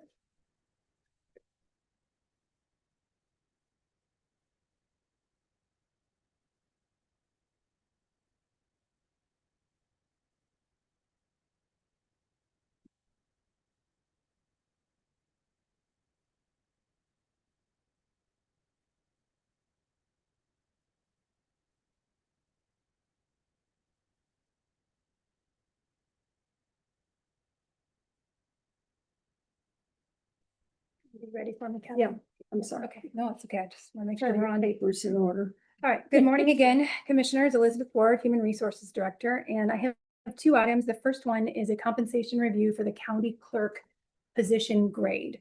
Okay, this is not a person, just to be clear, it's not a person compensation conversation, but moving forward, and I guess the proposal is probably in 2027, although you have the ability to do what you'd like there. We are proposing, bottom line up front, proposing a pay grade adjustment for the county clerk position. I've included some information in this packet that kind of goes through the thought process. With the addition of the administrator and the different changes that we'll be having in 2027, it seems appropriate that we look at this position. So I did include some of the job duties of the clerk specifically to the county, which again, these are not the duties that have been being done. These aren't the extra duties that the commissioners assigned, but the clerk's statutory duties is my intention there. We also talk about the checks and balances. So my understanding of, going through this is that really the clerk and the treasurer are going to act as the checks and balances for the county financial management and as well as reconciliation. So we go through those different areas, comparison of duties. And then we also discuss in there that fiscal additional compensation for the treasurer. And so as we go through that, I do have a couple.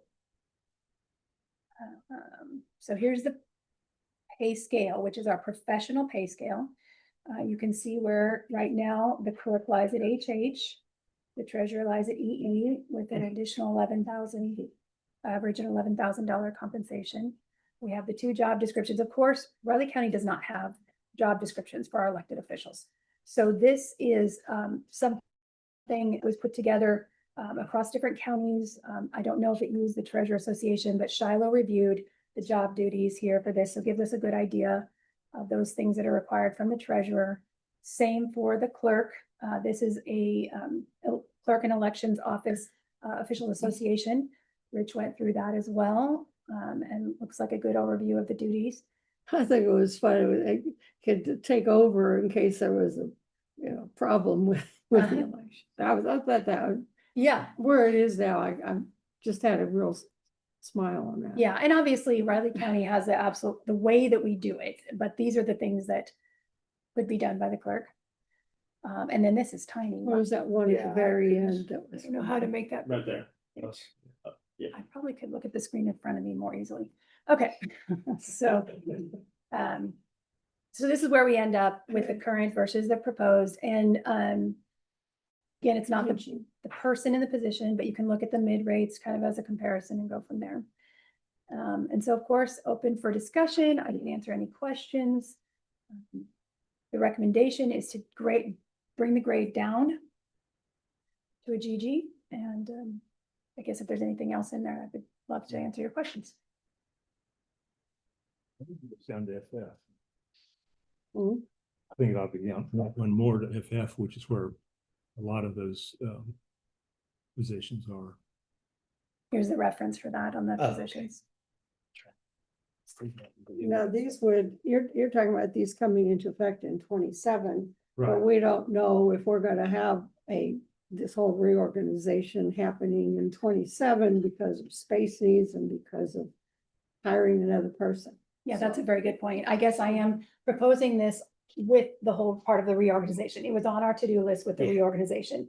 And so, of course, if the timeline changes for the reorganization, you would have the opportunity to change this, take effect. You could say it could take effect when the reorganization is effective, however you would want to do it. But it is part of that reorganization conversation.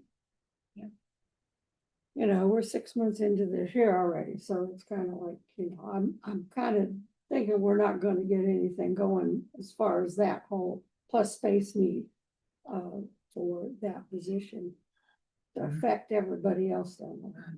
Yeah, I can't speak to the space, but I do believe that you have the ability to advertise and interview and depending on the candidates, hire an administrator for January. But you will have to have a place to put them. If we got no place to Yeah, put them. yeah, I can't. I mean, that's like, Well, I agree with you. I can't tell you how quickly the space would be and We've got temporary office space that could be used. That's not, Make it work. it will make that work. yeah. So that's up to you guys. The key is getting the position in place and affects other people. well, sure, but that's gonna do that regardless. Well, yeah. There's gonna be a transitional period for everybody to have to work through there, so.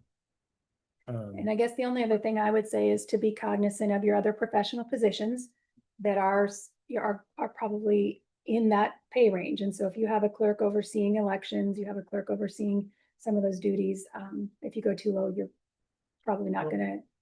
If you're saying it's just a small difference with moving those positions out of that office, then why is the administrator being paid a high amount?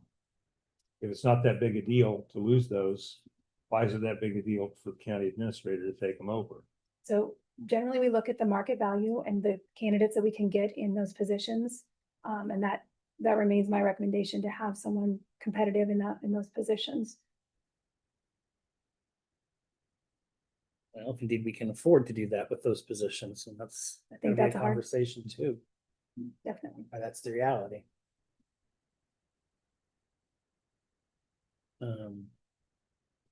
Does the treasurer on that extra money that position gets from a motor vehicle, do we pay benefits on that? No, that's a stipend, just just motor cash. vehicle stipend, yeah. Yeah, That's- and we don't pay it. We don't pay it. It's part of.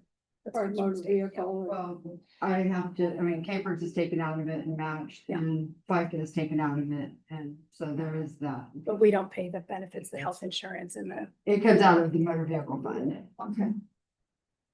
I was just wondering how that worked.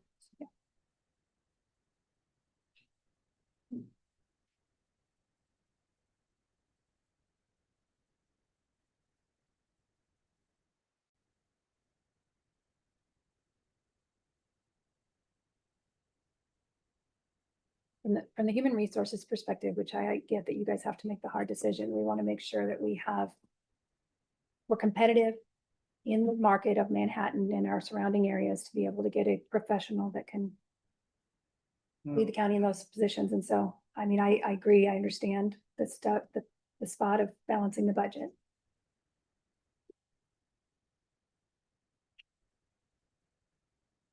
And where someone lands in that has an experience.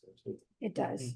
It will depend on the applicable experience. Well, we also need to talk about a policy for elected officials' pay. Quite a while. Well, it's been on the list, the to-do list, and so that is coming your direction, but the pay process right now does align that the applicable experience of the person coming into the position, that's where they would be paid.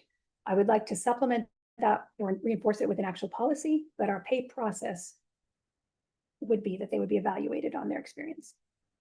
So if the public elects somebody that has absolutely no experience, how are you gonna evaluate that? Well, so currently our pay process would evaluate them with the applicable experience and it would be starting at the lowest. We do not have a policy that states that elected officials will come in.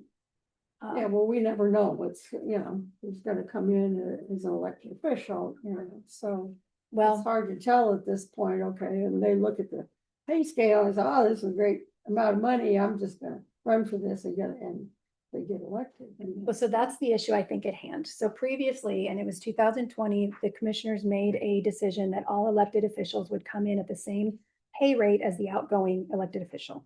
I do not think that's a good practice. I think that's just eating itself on each other's experience. The pay process that these commissioners approved in 2024 includes evaluating elected officials at the applicable skills, the same as every other professional person. So yes, you don't know what they bring, but once they get elected, you evaluate their experience and that's their pay. What we're lacking is an actual policy. So there is no policy that change or contradict that 2020 policy. The argument wasn't the other elected officials, it was the commissioners. Then you would have unequal pay across the board. That was part of the Yeah, conversation. that's part of the conversation. Yeah, and you did a study, I know on commissioners, I don't know about the other elected officials, you did a study on what the duties were and what the pay scales should be. Yeah, and we can definitely look at that in the next topic on Sunday afternoon, I think it was, or at least I saw it on Sunday afternoon. Greg asked me to get some counties, or no, I apologize. I'm getting you confused with you. Yeah, Thursday afternoon, Jacob asked me to get some counties to compare elected across different counties. That was 4:15 PM on Thursday and I did not, nobody was answering at that point. I sent it out, but I don't have any responses. So if you want to table this and see what other counties are doing, I can do that as well. I think we need to be comparable to our colleagues around the state. I mean, I don't have any problems dropping it in the GG range, but need to see because that's going to be our competition. Well, we have a different county. I mean, it's hard to compare. I was looking at some of those Yes. charts and it's, we really don't compare as a county. What I would suggest looking at, not the dollar amount so much as where the grade lays. So comparatively with your elected and your other positions, is the clerk at a GG, an FF, an HH, where is the treasurer, and kind of look at that, because the people that I imagine we will have for county clerk are coming out of our community, out of our greater Riley County community, and ideally have the capacity to manage all of the things that are listed in the statutes for the county clerk. I don't imagine them coming from other county clerk positions from other counties. So we would want to compare with that level of a candidate within. So you're telling me we're going to find somebody that has all the financial background, has decent amount of at least public administration experience, although that may not apply here, and can do elections? So what I've noticed as I've gone through the different conferences, I've talked to a lot of newly elected clerks and clerks who have gotten their jobs from different ways. And like when Rich he had a bachelor's degree, he had an accounting experience, he had some knowledge of Riley County.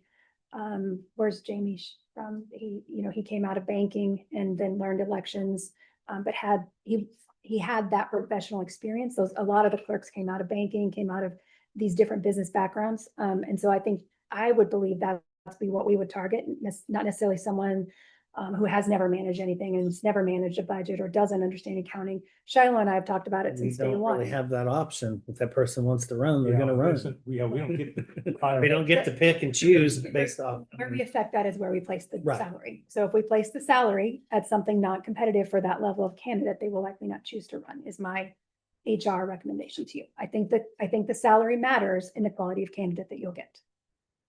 I think 119,000 is, Money. yeah. I mean, when you base it off some of the things I see from the private sector at this point in time, and there's good and bad with other variables there, but I would like a comparison, because I think part of your competition is based off of that. Sure. Yeah, I can do that. As a county clerk. Yeah. Compared with the other elected and I can do that. That is not a problem. I think similar to this, I can just put something together. We'll put the county clerks and where they're at and their grades, and I'll figure a way to do that if that's what you would like. So just want to make sure is that consensus. You want me to come back with it? Okay, so my second topic, commissioner compensation review. And I was asked to bring this by the commissioners themselves. Some of you asked me to look at this and we've been looking at it for weeks, trying to put the things, I've been looking at putting it together for weeks. So you can see the discussion. I did do a comparison because that was the request made for across counties. I also did a comparison of Riley County history since 2020. And so you can see and it's listed from the size of counties. So we are running from about 45,000. Oh, I'm sorry, this is 45,000 to 64,000. And then we've got all of this comparison on the additional. Let me get that for you. Okay. So here is our comparison from 2020, which is in effect 2021 through the current. And then a comparison of the counties in order of size.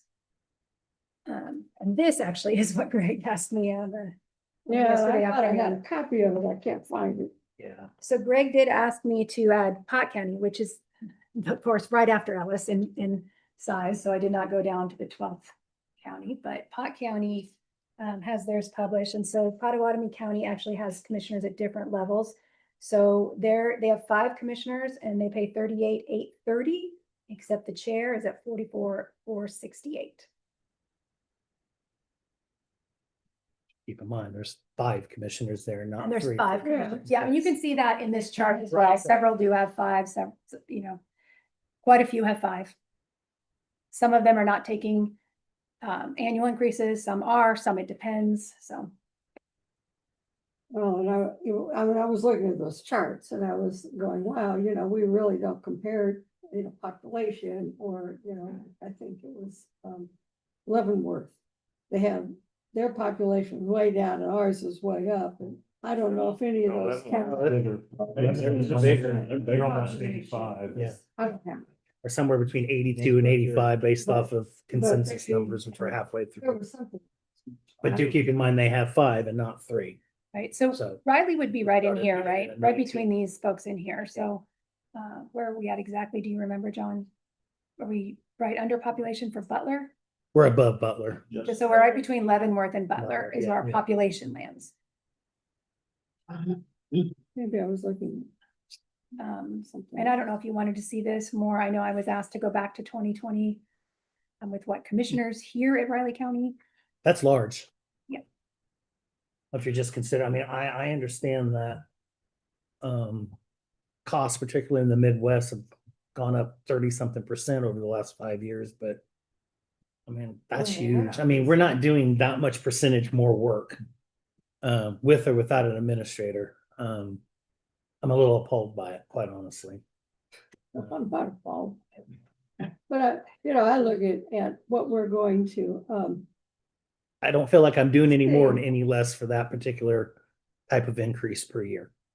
This year we've done a lot more. No, yeah. this couple years, last year for sure is going to be very tough with law board and health department and all the things here. It's going to be a lot more work for us. We're adding an administrator to the And equation. Maybe. Maybe that's part of our challenge right now, but eventually it will not be. I don't know, to me, that cuts at least our policy and our internal duties by almost half. So conventional wisdom would say you would cut it in half. I think people don't recognize too the real depth of this particular position, and it isn't just 2 meetings per week on Monday and Thursdays.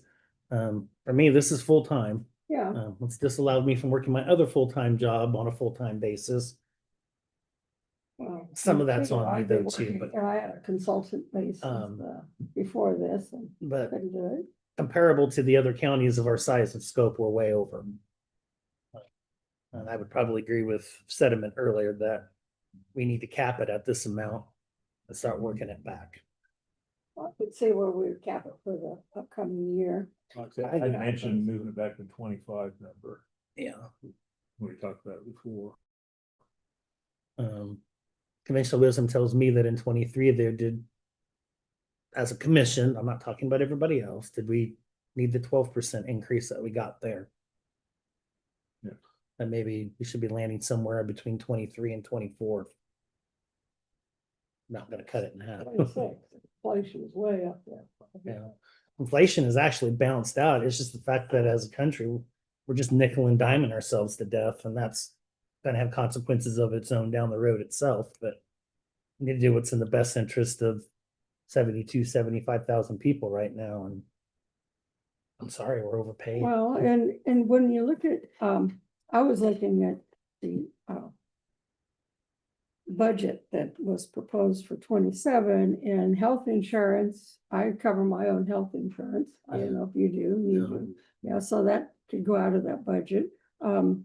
Legal services, I had a question on that. You know, why is there 35,000 in our budget for legal services?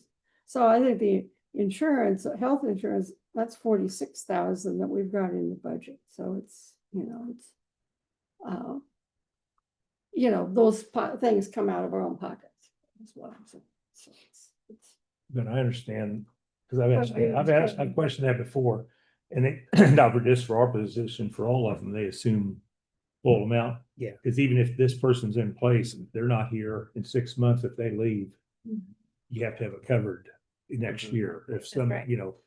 that's not just, I realize our positions are a little different, but because I was asking about it through the whole thing, and it makes sense that we have to cover it because we're not, these people here today, they might find something else or something happen. Well, They're not Yeah, here tomorrow. I think we won't spend it if you choose not to take the Right, insurance. yeah, I know it is. But if something changes, you would be Yeah.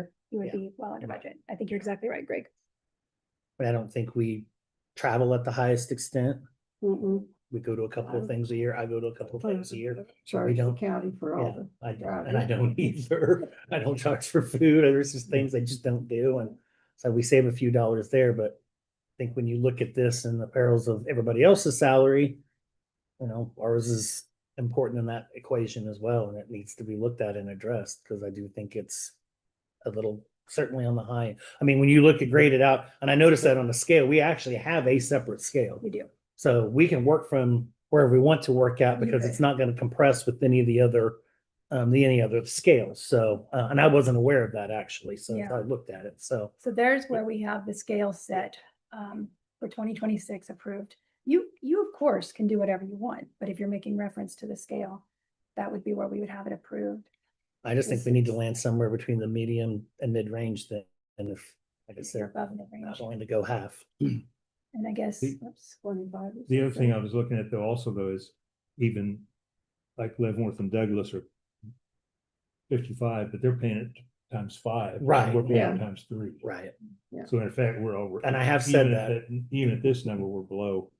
And the Pot County number for 3 of us is probably less than what they're paying for 5. Trying to Yeah. I'd have to do the math. math in my head. Yeah, Yeah. it's Sometimes it 38. works and sometimes it doesn't. Yeah, I didn't figure the total. Probably but- pretty comparable. Yeah, pretty comparable, I think. Well, I what- will mention Pot County, I looked, has both an administrator and an assistant administrator. Yeah. And their salaries are 315,500, not benefits. So. Point of reference. And I got quite a bit less population, although it's really spread out there. We've been seeing quite a few counties, regardless of size, that have an administrator and an assistant administrator. Yeah, which and quite honestly, every county has an administrator. Somewhere. someone If it's asked not me. defined by resolution, those duties fall to the county clerk, We've been. and that's statutoral, so. Technically, you do have some of that merit, whether it's good administration or not, I don't know, Mhm. but it does exist, at least in statute anyway, if it's not defined by resolution. Good point. So John, just to try to get direction, are you suggesting, I mean, you got basically 54,000 and 56,600. Are you suggesting 55,000 or are you holding off on putting a number out there? Or I just think it needs to be reduced and it needs to be capped for a while. and do you know As where we you'd get like? through to some go? of our budget challenges. We could cap it for this year and then look forward. So which one are you looking at? Like I say, I had mentioned 25 25. and you're kind of leaning towards 24, which I Yeah. could do that. I was too. thinking 26, but 25. So I guess, I'm sorry, I thought you were saying between 23 and 24. If you're I looking deal at, with 24, Okay. but I'd like to see it capped at least for no increase this year. for Yeah, sure. that's what, that was my intention. Oh, Whatever okay. number it is, it's this, that's what it is for next year, not plus. Well, Of course, we're gonna have Percent. discussion we whether and go what. for 25s. and we'll add this to the budget, that video, but yeah, so I guess, so you're saying right at 56,614. No. I'm saying we'll go to the 2025 year, 60, where, and cap it there. And I guess more so than just the yearly salary right now. I think what concerns me is the net increase every year. And this is proof positive of other positions too. Obviously, we set that at 2.7 last year. It ends up being a 5, 6, 4, 5% increase because of the numbers there. Yeah, because of the merit increase is different than the COLA, right? Because the COLA really is what it's meant to do is replace any loss or gain from inflation so that your money is actually not worth less year to year. Whereas the merit increase is meant to reward you for good work, that you That's continue to something serve the county. That's something we're gonna have to look at, just given the circumstances, so. Okay. I guess going back to 24 is a good start. What? You don't need to make a I'd Make make a a motion, motion, 'cause there's I'd make a only two. motion that commissioners pay for next year be the 24 number 56, whatever it comes out to by, I know it's on 26 Yes, sir. pay periods. Yeah, no, you could Around actually, what you it could comes actually do that exact number. That or same you number, 56, 613.96. With the cap. Yeah, I said that's Oh, next okay, year, okay. for 27. For 27. 56. Okay. It's 13.96. I'll second. So we moved and seconded to have the commissioner's salary at the 2024 level. All in favor? Aye. Opposed? Nay. Okay, and you will have that, you want that in the 2027 budget, no action for 2026. Yeah, okay. Yeah, just want to make sure I got that correct. Okay. All right, anything else related, or should I hand it over to Brittany? All right, you've done enough. I'll go with it. I'm good to be done.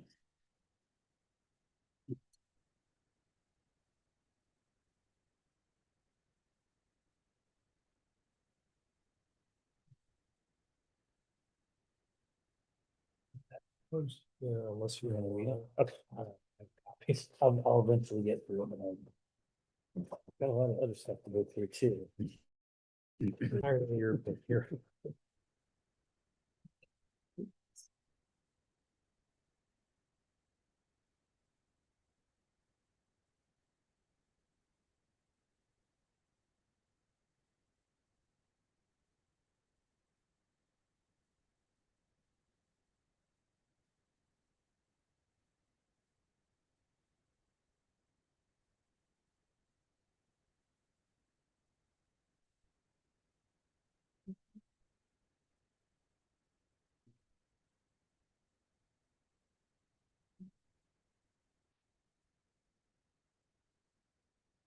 There's the charts. So,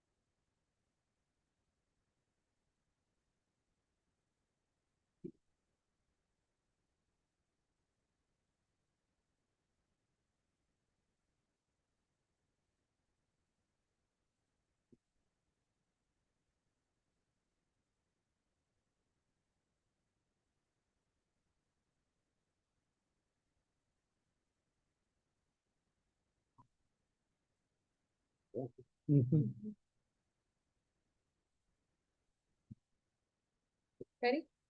Okay. Good morning, Commissioners. Brittany Phillips, Budget and Finance Officer, here to really just kick off our 2027 budget discussions. A lot of the information in this PowerPoint is educational, more so for the public. I think you all are, you're very well versed in what a mill is, what our tax exemption is, and I really want to focus on education this year for the public as we work through budget sessions.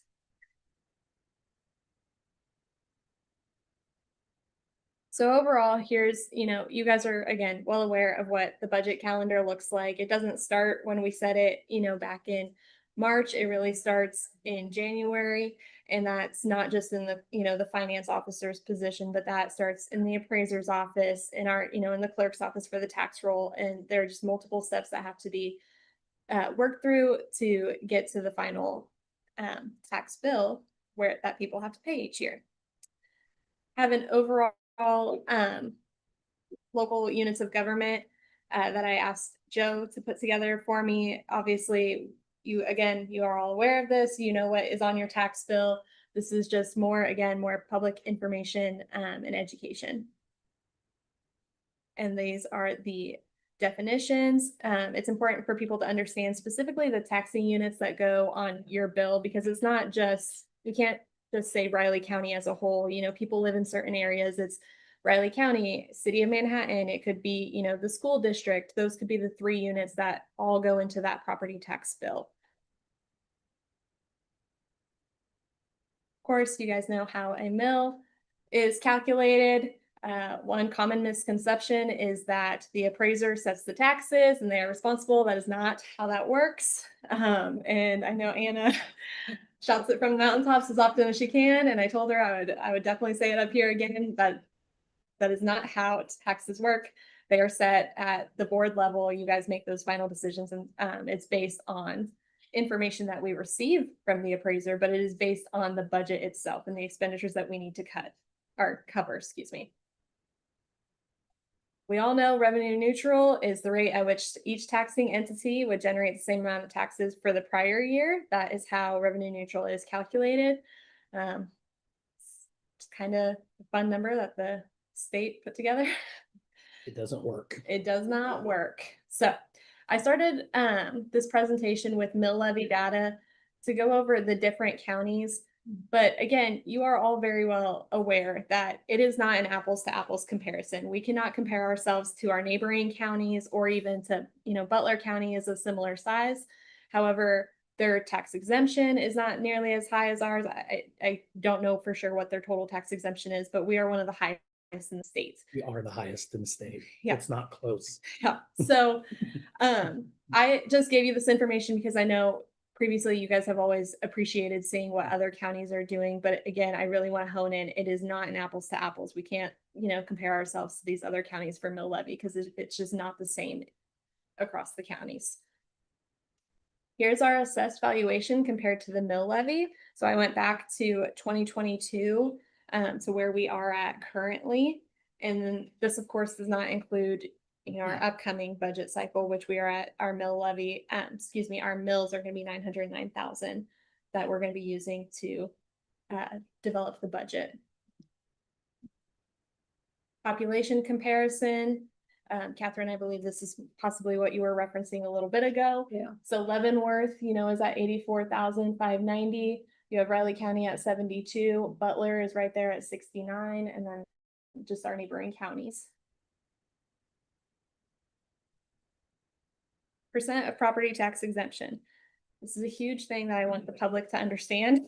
I think we all want the public to understand that ultimately we do not get the final say in what these exemptions look like. This is not a local decision. This is a state decision. And so these are things that if people really want to make an impact, start calling your legislators, that's where we have an issue, is we're at 40% tax exemption. And that is not something that we can necessarily control on a local level. It's just where we're at. General fund ending cash balance. This is from 2020 to what I'm estimating us to end this year with. So obviously you can see back here in 2023, actually to 2024 is when we did the transfer of the additional $8 million over to CIP. We have it also, we've stayed revenue neutral in 2023 and then for the 2024 budget year. And then we have stayed relatively flat since then. And that has ultimately, hit our reserves and our balances. That included all the federal recovery funds there in 21 through 23 mostly too. So high there.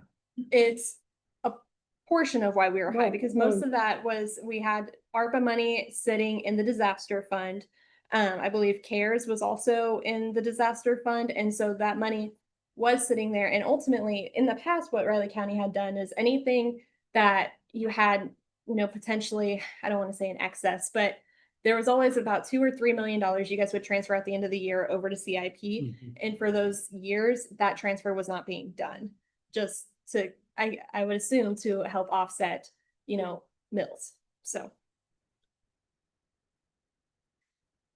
One thing I really want to hit on, and I have these 2 slides here because I couldn't put it all on one, but specifically for the public to know, because I think I've heard people say, we have all this money in the bank account, but that is not just a whole snapshot. You have to look at all of our funds because that money goes to all of these different funds. And specifically, we have 35 million to be distributed to other taxing entities within Riley County. So while we may have $117 million in the bank, it's not just for county general, it's for RCPD. That's 4.2 million for 2 different things here. So, because we hold a lot of their funds already, and Shiloh just, helps them with their payroll and stuff. And then also Riley County's RCPD that we, pay their appropriation and those things out of, at 2 million. It's for our road and bridge sales tax that can't be used for regular expenditures to pay public works or things like that. So I just really wanted to hit that and hopefully clear up any confusion that may be there. This county attorney is is it their PATF? Yeah, so the prosecuting attorney trust fund. So that's separate. That only the county attorney and his division can utilize. So just something to be aware of there. So I've included a general fund beginning cash balance estimate and hit on some of these things that if we continue to stay flat or revenue neutral, what that's going to look like. And it would be around, if we continue, I'll just click on this. Yeah. It's easier to see this. So if we stayed flat, it's at 3.8 million. And if we went down to revenue neutral, it's a negative 5.5 million. So. And when you do the revenue neutral, you lose the difference in between there for the next year. Right. Right. So you're just making it worse each year. Compound. Yeah, thank you. So I have recommendations, which I know are not easy ones to make. I know they are going to be difficult decisions, and they're not recommendations that I would like to make. I know the past few years, you guys have heard me say that I would highly recommend we not stay revenue neutral. I would recommend us not staying flat. I know I did that presentation months back, and I know it was a difficult conversation, but ultimately, this is why we are here. And so I have, solutions proposed, and I guess I stand for any questions at this time.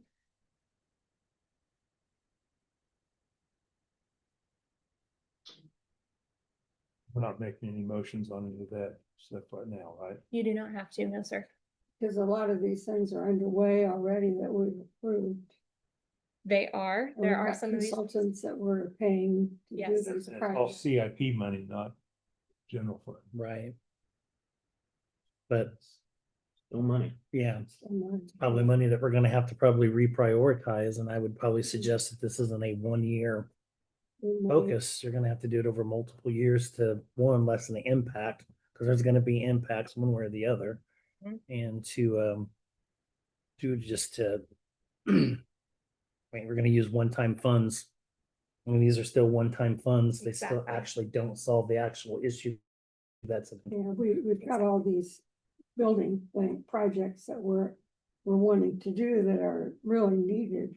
And, how do we pay for them? well, if you don't have a Well, budget to pay for it, then Well, there's gonna be other issues that are gonna be yeah. much more needed. It's just the reality. Every time it's- I don't know that we're the only ones in the area suffering from this particular issue right now. And I understand you have a strategic plan that we have been working through and you guys have made serious headway through. And I know some of these things are needed. However, we do not have the funds to continue to do them unless you drastically raise the mill. And that's just gonna crush people. Maybe not a handful of us sit in this room per se, but it will absolutely devastate people. It will. It will be hard, and that is why we're going to start. I'm trying to talk to all of you about it early on. I know this is not the information you necessarily want to hear, but it's information that we have to discuss and be open and honest about. And I've been honest with our department heads, and I know that the judicial services study, for example, is already in process. We've already, spent probably about 50% of the money that was allocated for the project. I don't know, I still haven't pulled the contract, if that is something that we could stop without having to pay a large fee. You could continue on doing the study, but then again, you guys have had this happen before. Back in 2012, you did a huge study. It sat on the shelf for 14 years. And so you have to weigh your options because nobody wants that to happen again, I Yeah. think, so. yeah. And if we continue down this road of our cash balances decreasing, there's no way we are getting that judicial services, that center approved on a ballot. Well, it doesn't really matter. We don't even know where we're gonna go with it. I mean, Mhm. so it kind of seems foolish at this point to continue on with something until we have some of those things knocked down. And you're right, we're not gonna have liquid cash to pay for it. No. It will go on a ballot. We're pretty bond heavy, not us, but just in general. And I don't know how much of a sell that is to the public. Exactly. Well, we can I'm not saying also- it can't we be, can I'm just also saying I don't go, know. What's the max we can do on a bond? Without a bond issue, 300,000 or something? No, you can do 300,000 without going to bond. Without Yeah, going- yeah, if that's what your question was, Yeah. yeah. It's unlimited how high you want to But 300,000 per building. it's, So, per building? so do a whole bunch of individual small buildings, but you better have the cash, and that's a cash problem. Which we don't. Exactly. We And need a whole lot. County attorney here, community corrections here, one judge Yeah. here. I think the other thing that we don't recognize too, and we should never hope for this, but if we have a large scale disaster, whether it's Mother Nature or man-made, we're in deep trouble. exactly. And we have Deep trouble. been running the numbers. It's been difficult to pull because it's, been a long time, almost 30 years, but from the flood that we had back in, was it 93? Okay, so back in 93, and trying to compare that to 2026 cost, we would not have enough liquid cash right now to cover a catastrophe of that size. And we all know how long it takes to get state and federal resources. Exactly. That's a project I gave Commissioner Brittany to equate the 1993 cost when I was back in the treasurer's office. And Eileen King and myself were about to come to the board because the federal government reimbursed you afterwards, but the flood wasn't waiting. It was happening right then, where we about had to say, you got to quick cut and check because we're out of liquid cash. And that's when we implemented the budget stabilization. So lucky for you guys, in not too many months, you won't hear these historical information on how we got to where we are, but there's a reason for it. You can also learn from history. I'll bet if the 93 flood hit today, you can't afford it based on the cost increases that it would be with cash on hand. We barely did it in 93. And I was the one running the numbers. And I haven't been able to run a full analysis on it because, like I said, it's been really hard to figure out how much we actually spent back then. So I'm going off of minutes from back then where they were presenting how much it costs and then calculating what it would be for 2026. And then, of course, I believe at that point, the costs that I've calculated don't include the houses that we purchased to get people out of that area. We do have land Mhm. down in several areas that was. That's how we got Fairmont Park. Right. Yeah. Yeah, we bought out a bunch of that, and all you could go back in with it was like park grounds, and so we Yeah. took Oh, I the didn't know houses that down for and that. made it into Mhm. parks. That was allowed. I knew some of the others around, but I didn't realize that. That's what it was for. And I know like Gary says, I pay maybe next to Gary, more taxes than most people in this room right now. None of us like it, but at the same point, our job is to be sure our community is safe and secure. I think the other thing that we don't recognize sometimes too is you can't continue to operate on the same amount of funds year in and year out. Nobody can. Exactly. Whether it's the private sector, public sector.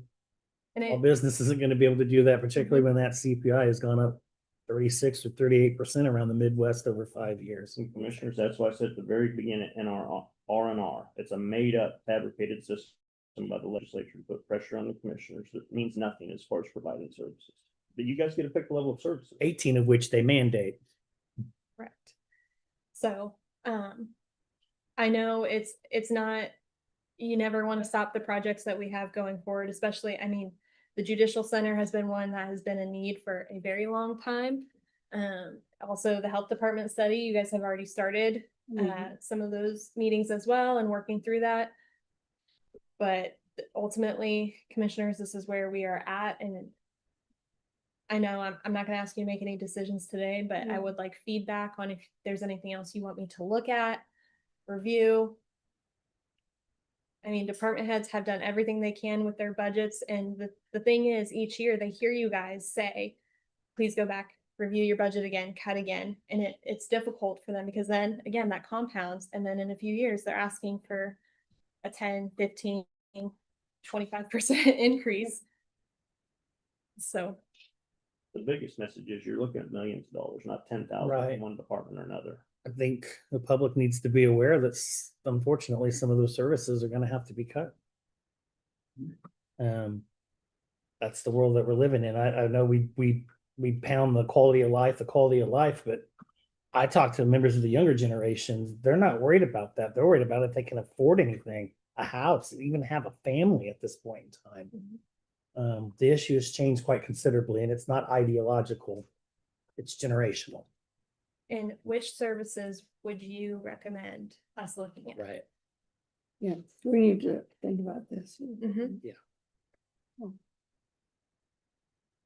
You know, what's the most important of all? These are all important studies that we have going. I mean, we've already done the bid thing on the ITGIF remodel. You don't have to sign a contract unless, I mean, Well, I know that. county counselor, you tell me if I'm wrong, but Well, I don't Well, know. you gotta also You know, we've gotten understand that that far on it, health department to consolidate those two buildings potentially, you know, and you're looking at, that'll save money for the county. but you've got to spend it up front to get there. Yeah. That's gonna be $15-20 million easily. Judicial center, you're probably looking at 30-35. That's probably a conservative estimate. That's It's really new 60, building. potentially $60 million in infrastructural upgrade. And I'm not saying it's not needed, but and if our cash keeps going down, our bond rating is going to go down, which Yeah. means interest rates go up. And again, that means you have to take it to a ballot. Well, we have a good bond rating, right? We have really good rating right now, Currently. and, you know, You go out for a new issue, it'll get reviewed and I'll guarantee it'll get dropped a couple. Yeah. In the position you're in right now. sobering times. Are there any particular services you guys want me to look at, talk with the department heads about? I mean, I've been talking to department heads already, trying to figure out where we could look at. Well, I think that's a collective conversation too. Okay, We have a budget and finance committee. Maybe we need to meet a little bit more and discuss some of those things and make some recommendations based off of that. But that is the reality. I mean, we're not gonna make this up by doing just this here. Those are still all one-time funds that'll solve us for this year, but it won't in 28, 29, and no, I may or may not be here. I don't know, but I still am gonna be watching from afar and still don't want that to happen. Mhm. And Commissioner Ford, you mentioned 8 mills this morning. That is what it would take to get us to where we need to be for 2027 is 8 mills.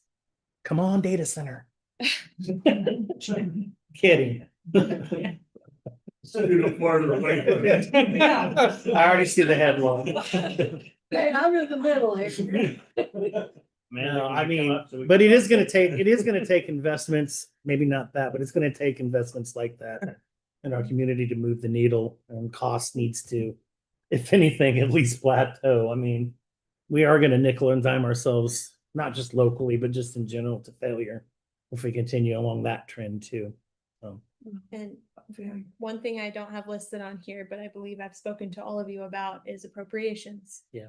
Mhm. There are some that you are not required to provide. pretty sure it's all of them, isn't I think it? there are Just- some well, that they- should be flat. There's some you can, there's some. There's definitely Okay. some, yeah, most of them, if not, but All there should are. a be little- flat anyway.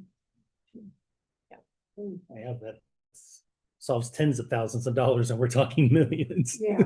So there is not gonna be a panacea here. There's not gonna be a perfect cure. We're gonna have to create it.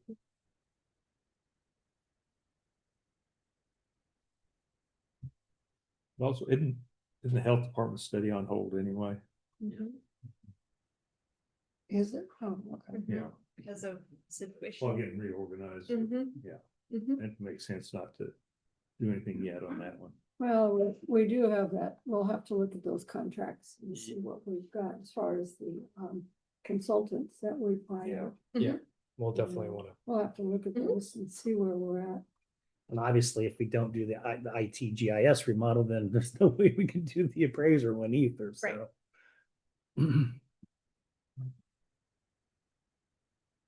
And I know you guys had talked about putting the administrator in the IT office. I think I spoke briefly to John, maybe mentioned it to Corey this morning.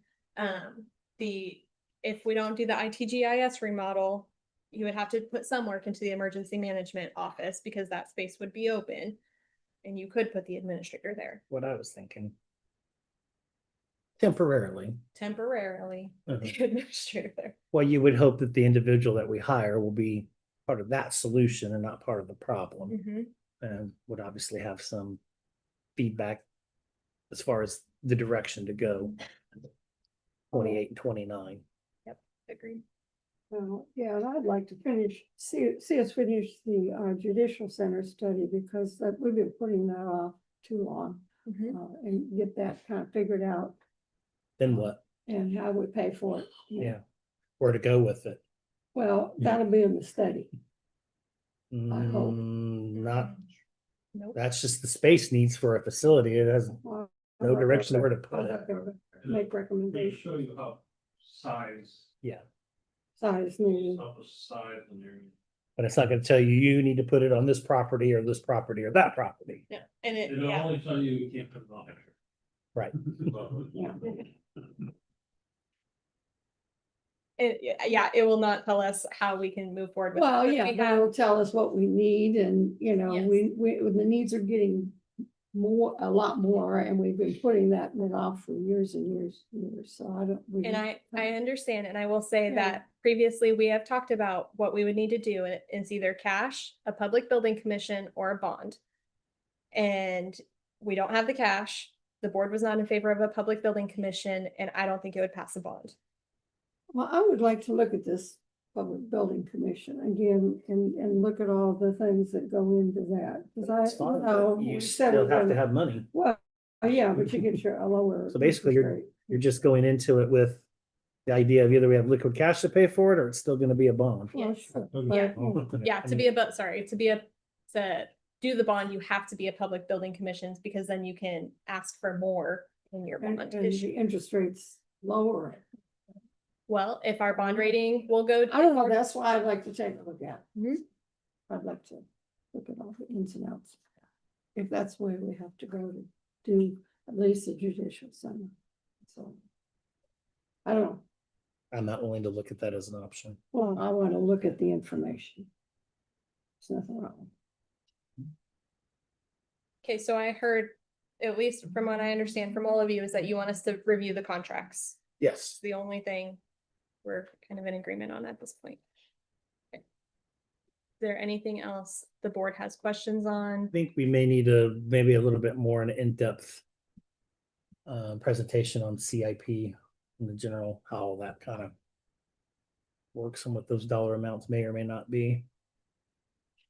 I'm For, not saying a CIP session, I'm just saying, for like all the projects? correct.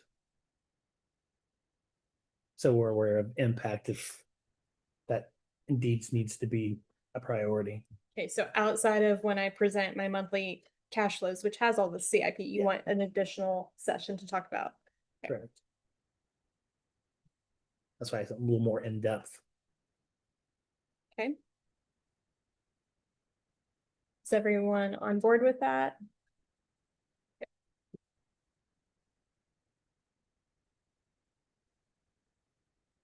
Okay, anything else I can do for the three of you? Great. You Hmm. have anything you want Not at this time.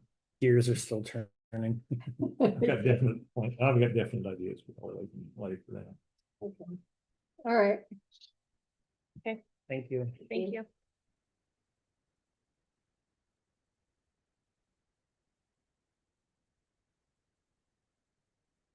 Intergovernmental luncheon starts in 4 minutes. I'm not gonna be able to make it. I've got another appointment at the foundation board. I've heard this presentation twice now. It's No, this one is on. the Second River Connection.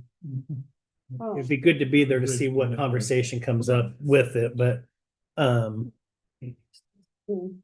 This. Oh. Meeting that sort of. Right. keep me posted on that, I guess. Well, let's see. Do we? I'll make a motion to adjourn after that. I'll make a motion to adjourn the meeting after this afternoon's intergovernmental meeting. I'll second. We moved to the second meeting to adjourn our meeting, after the intergovernmental election. All in favor? Agree with that. Second that, Greg. Yes. It Adjournment. did, and things are going back and forth, Yeah.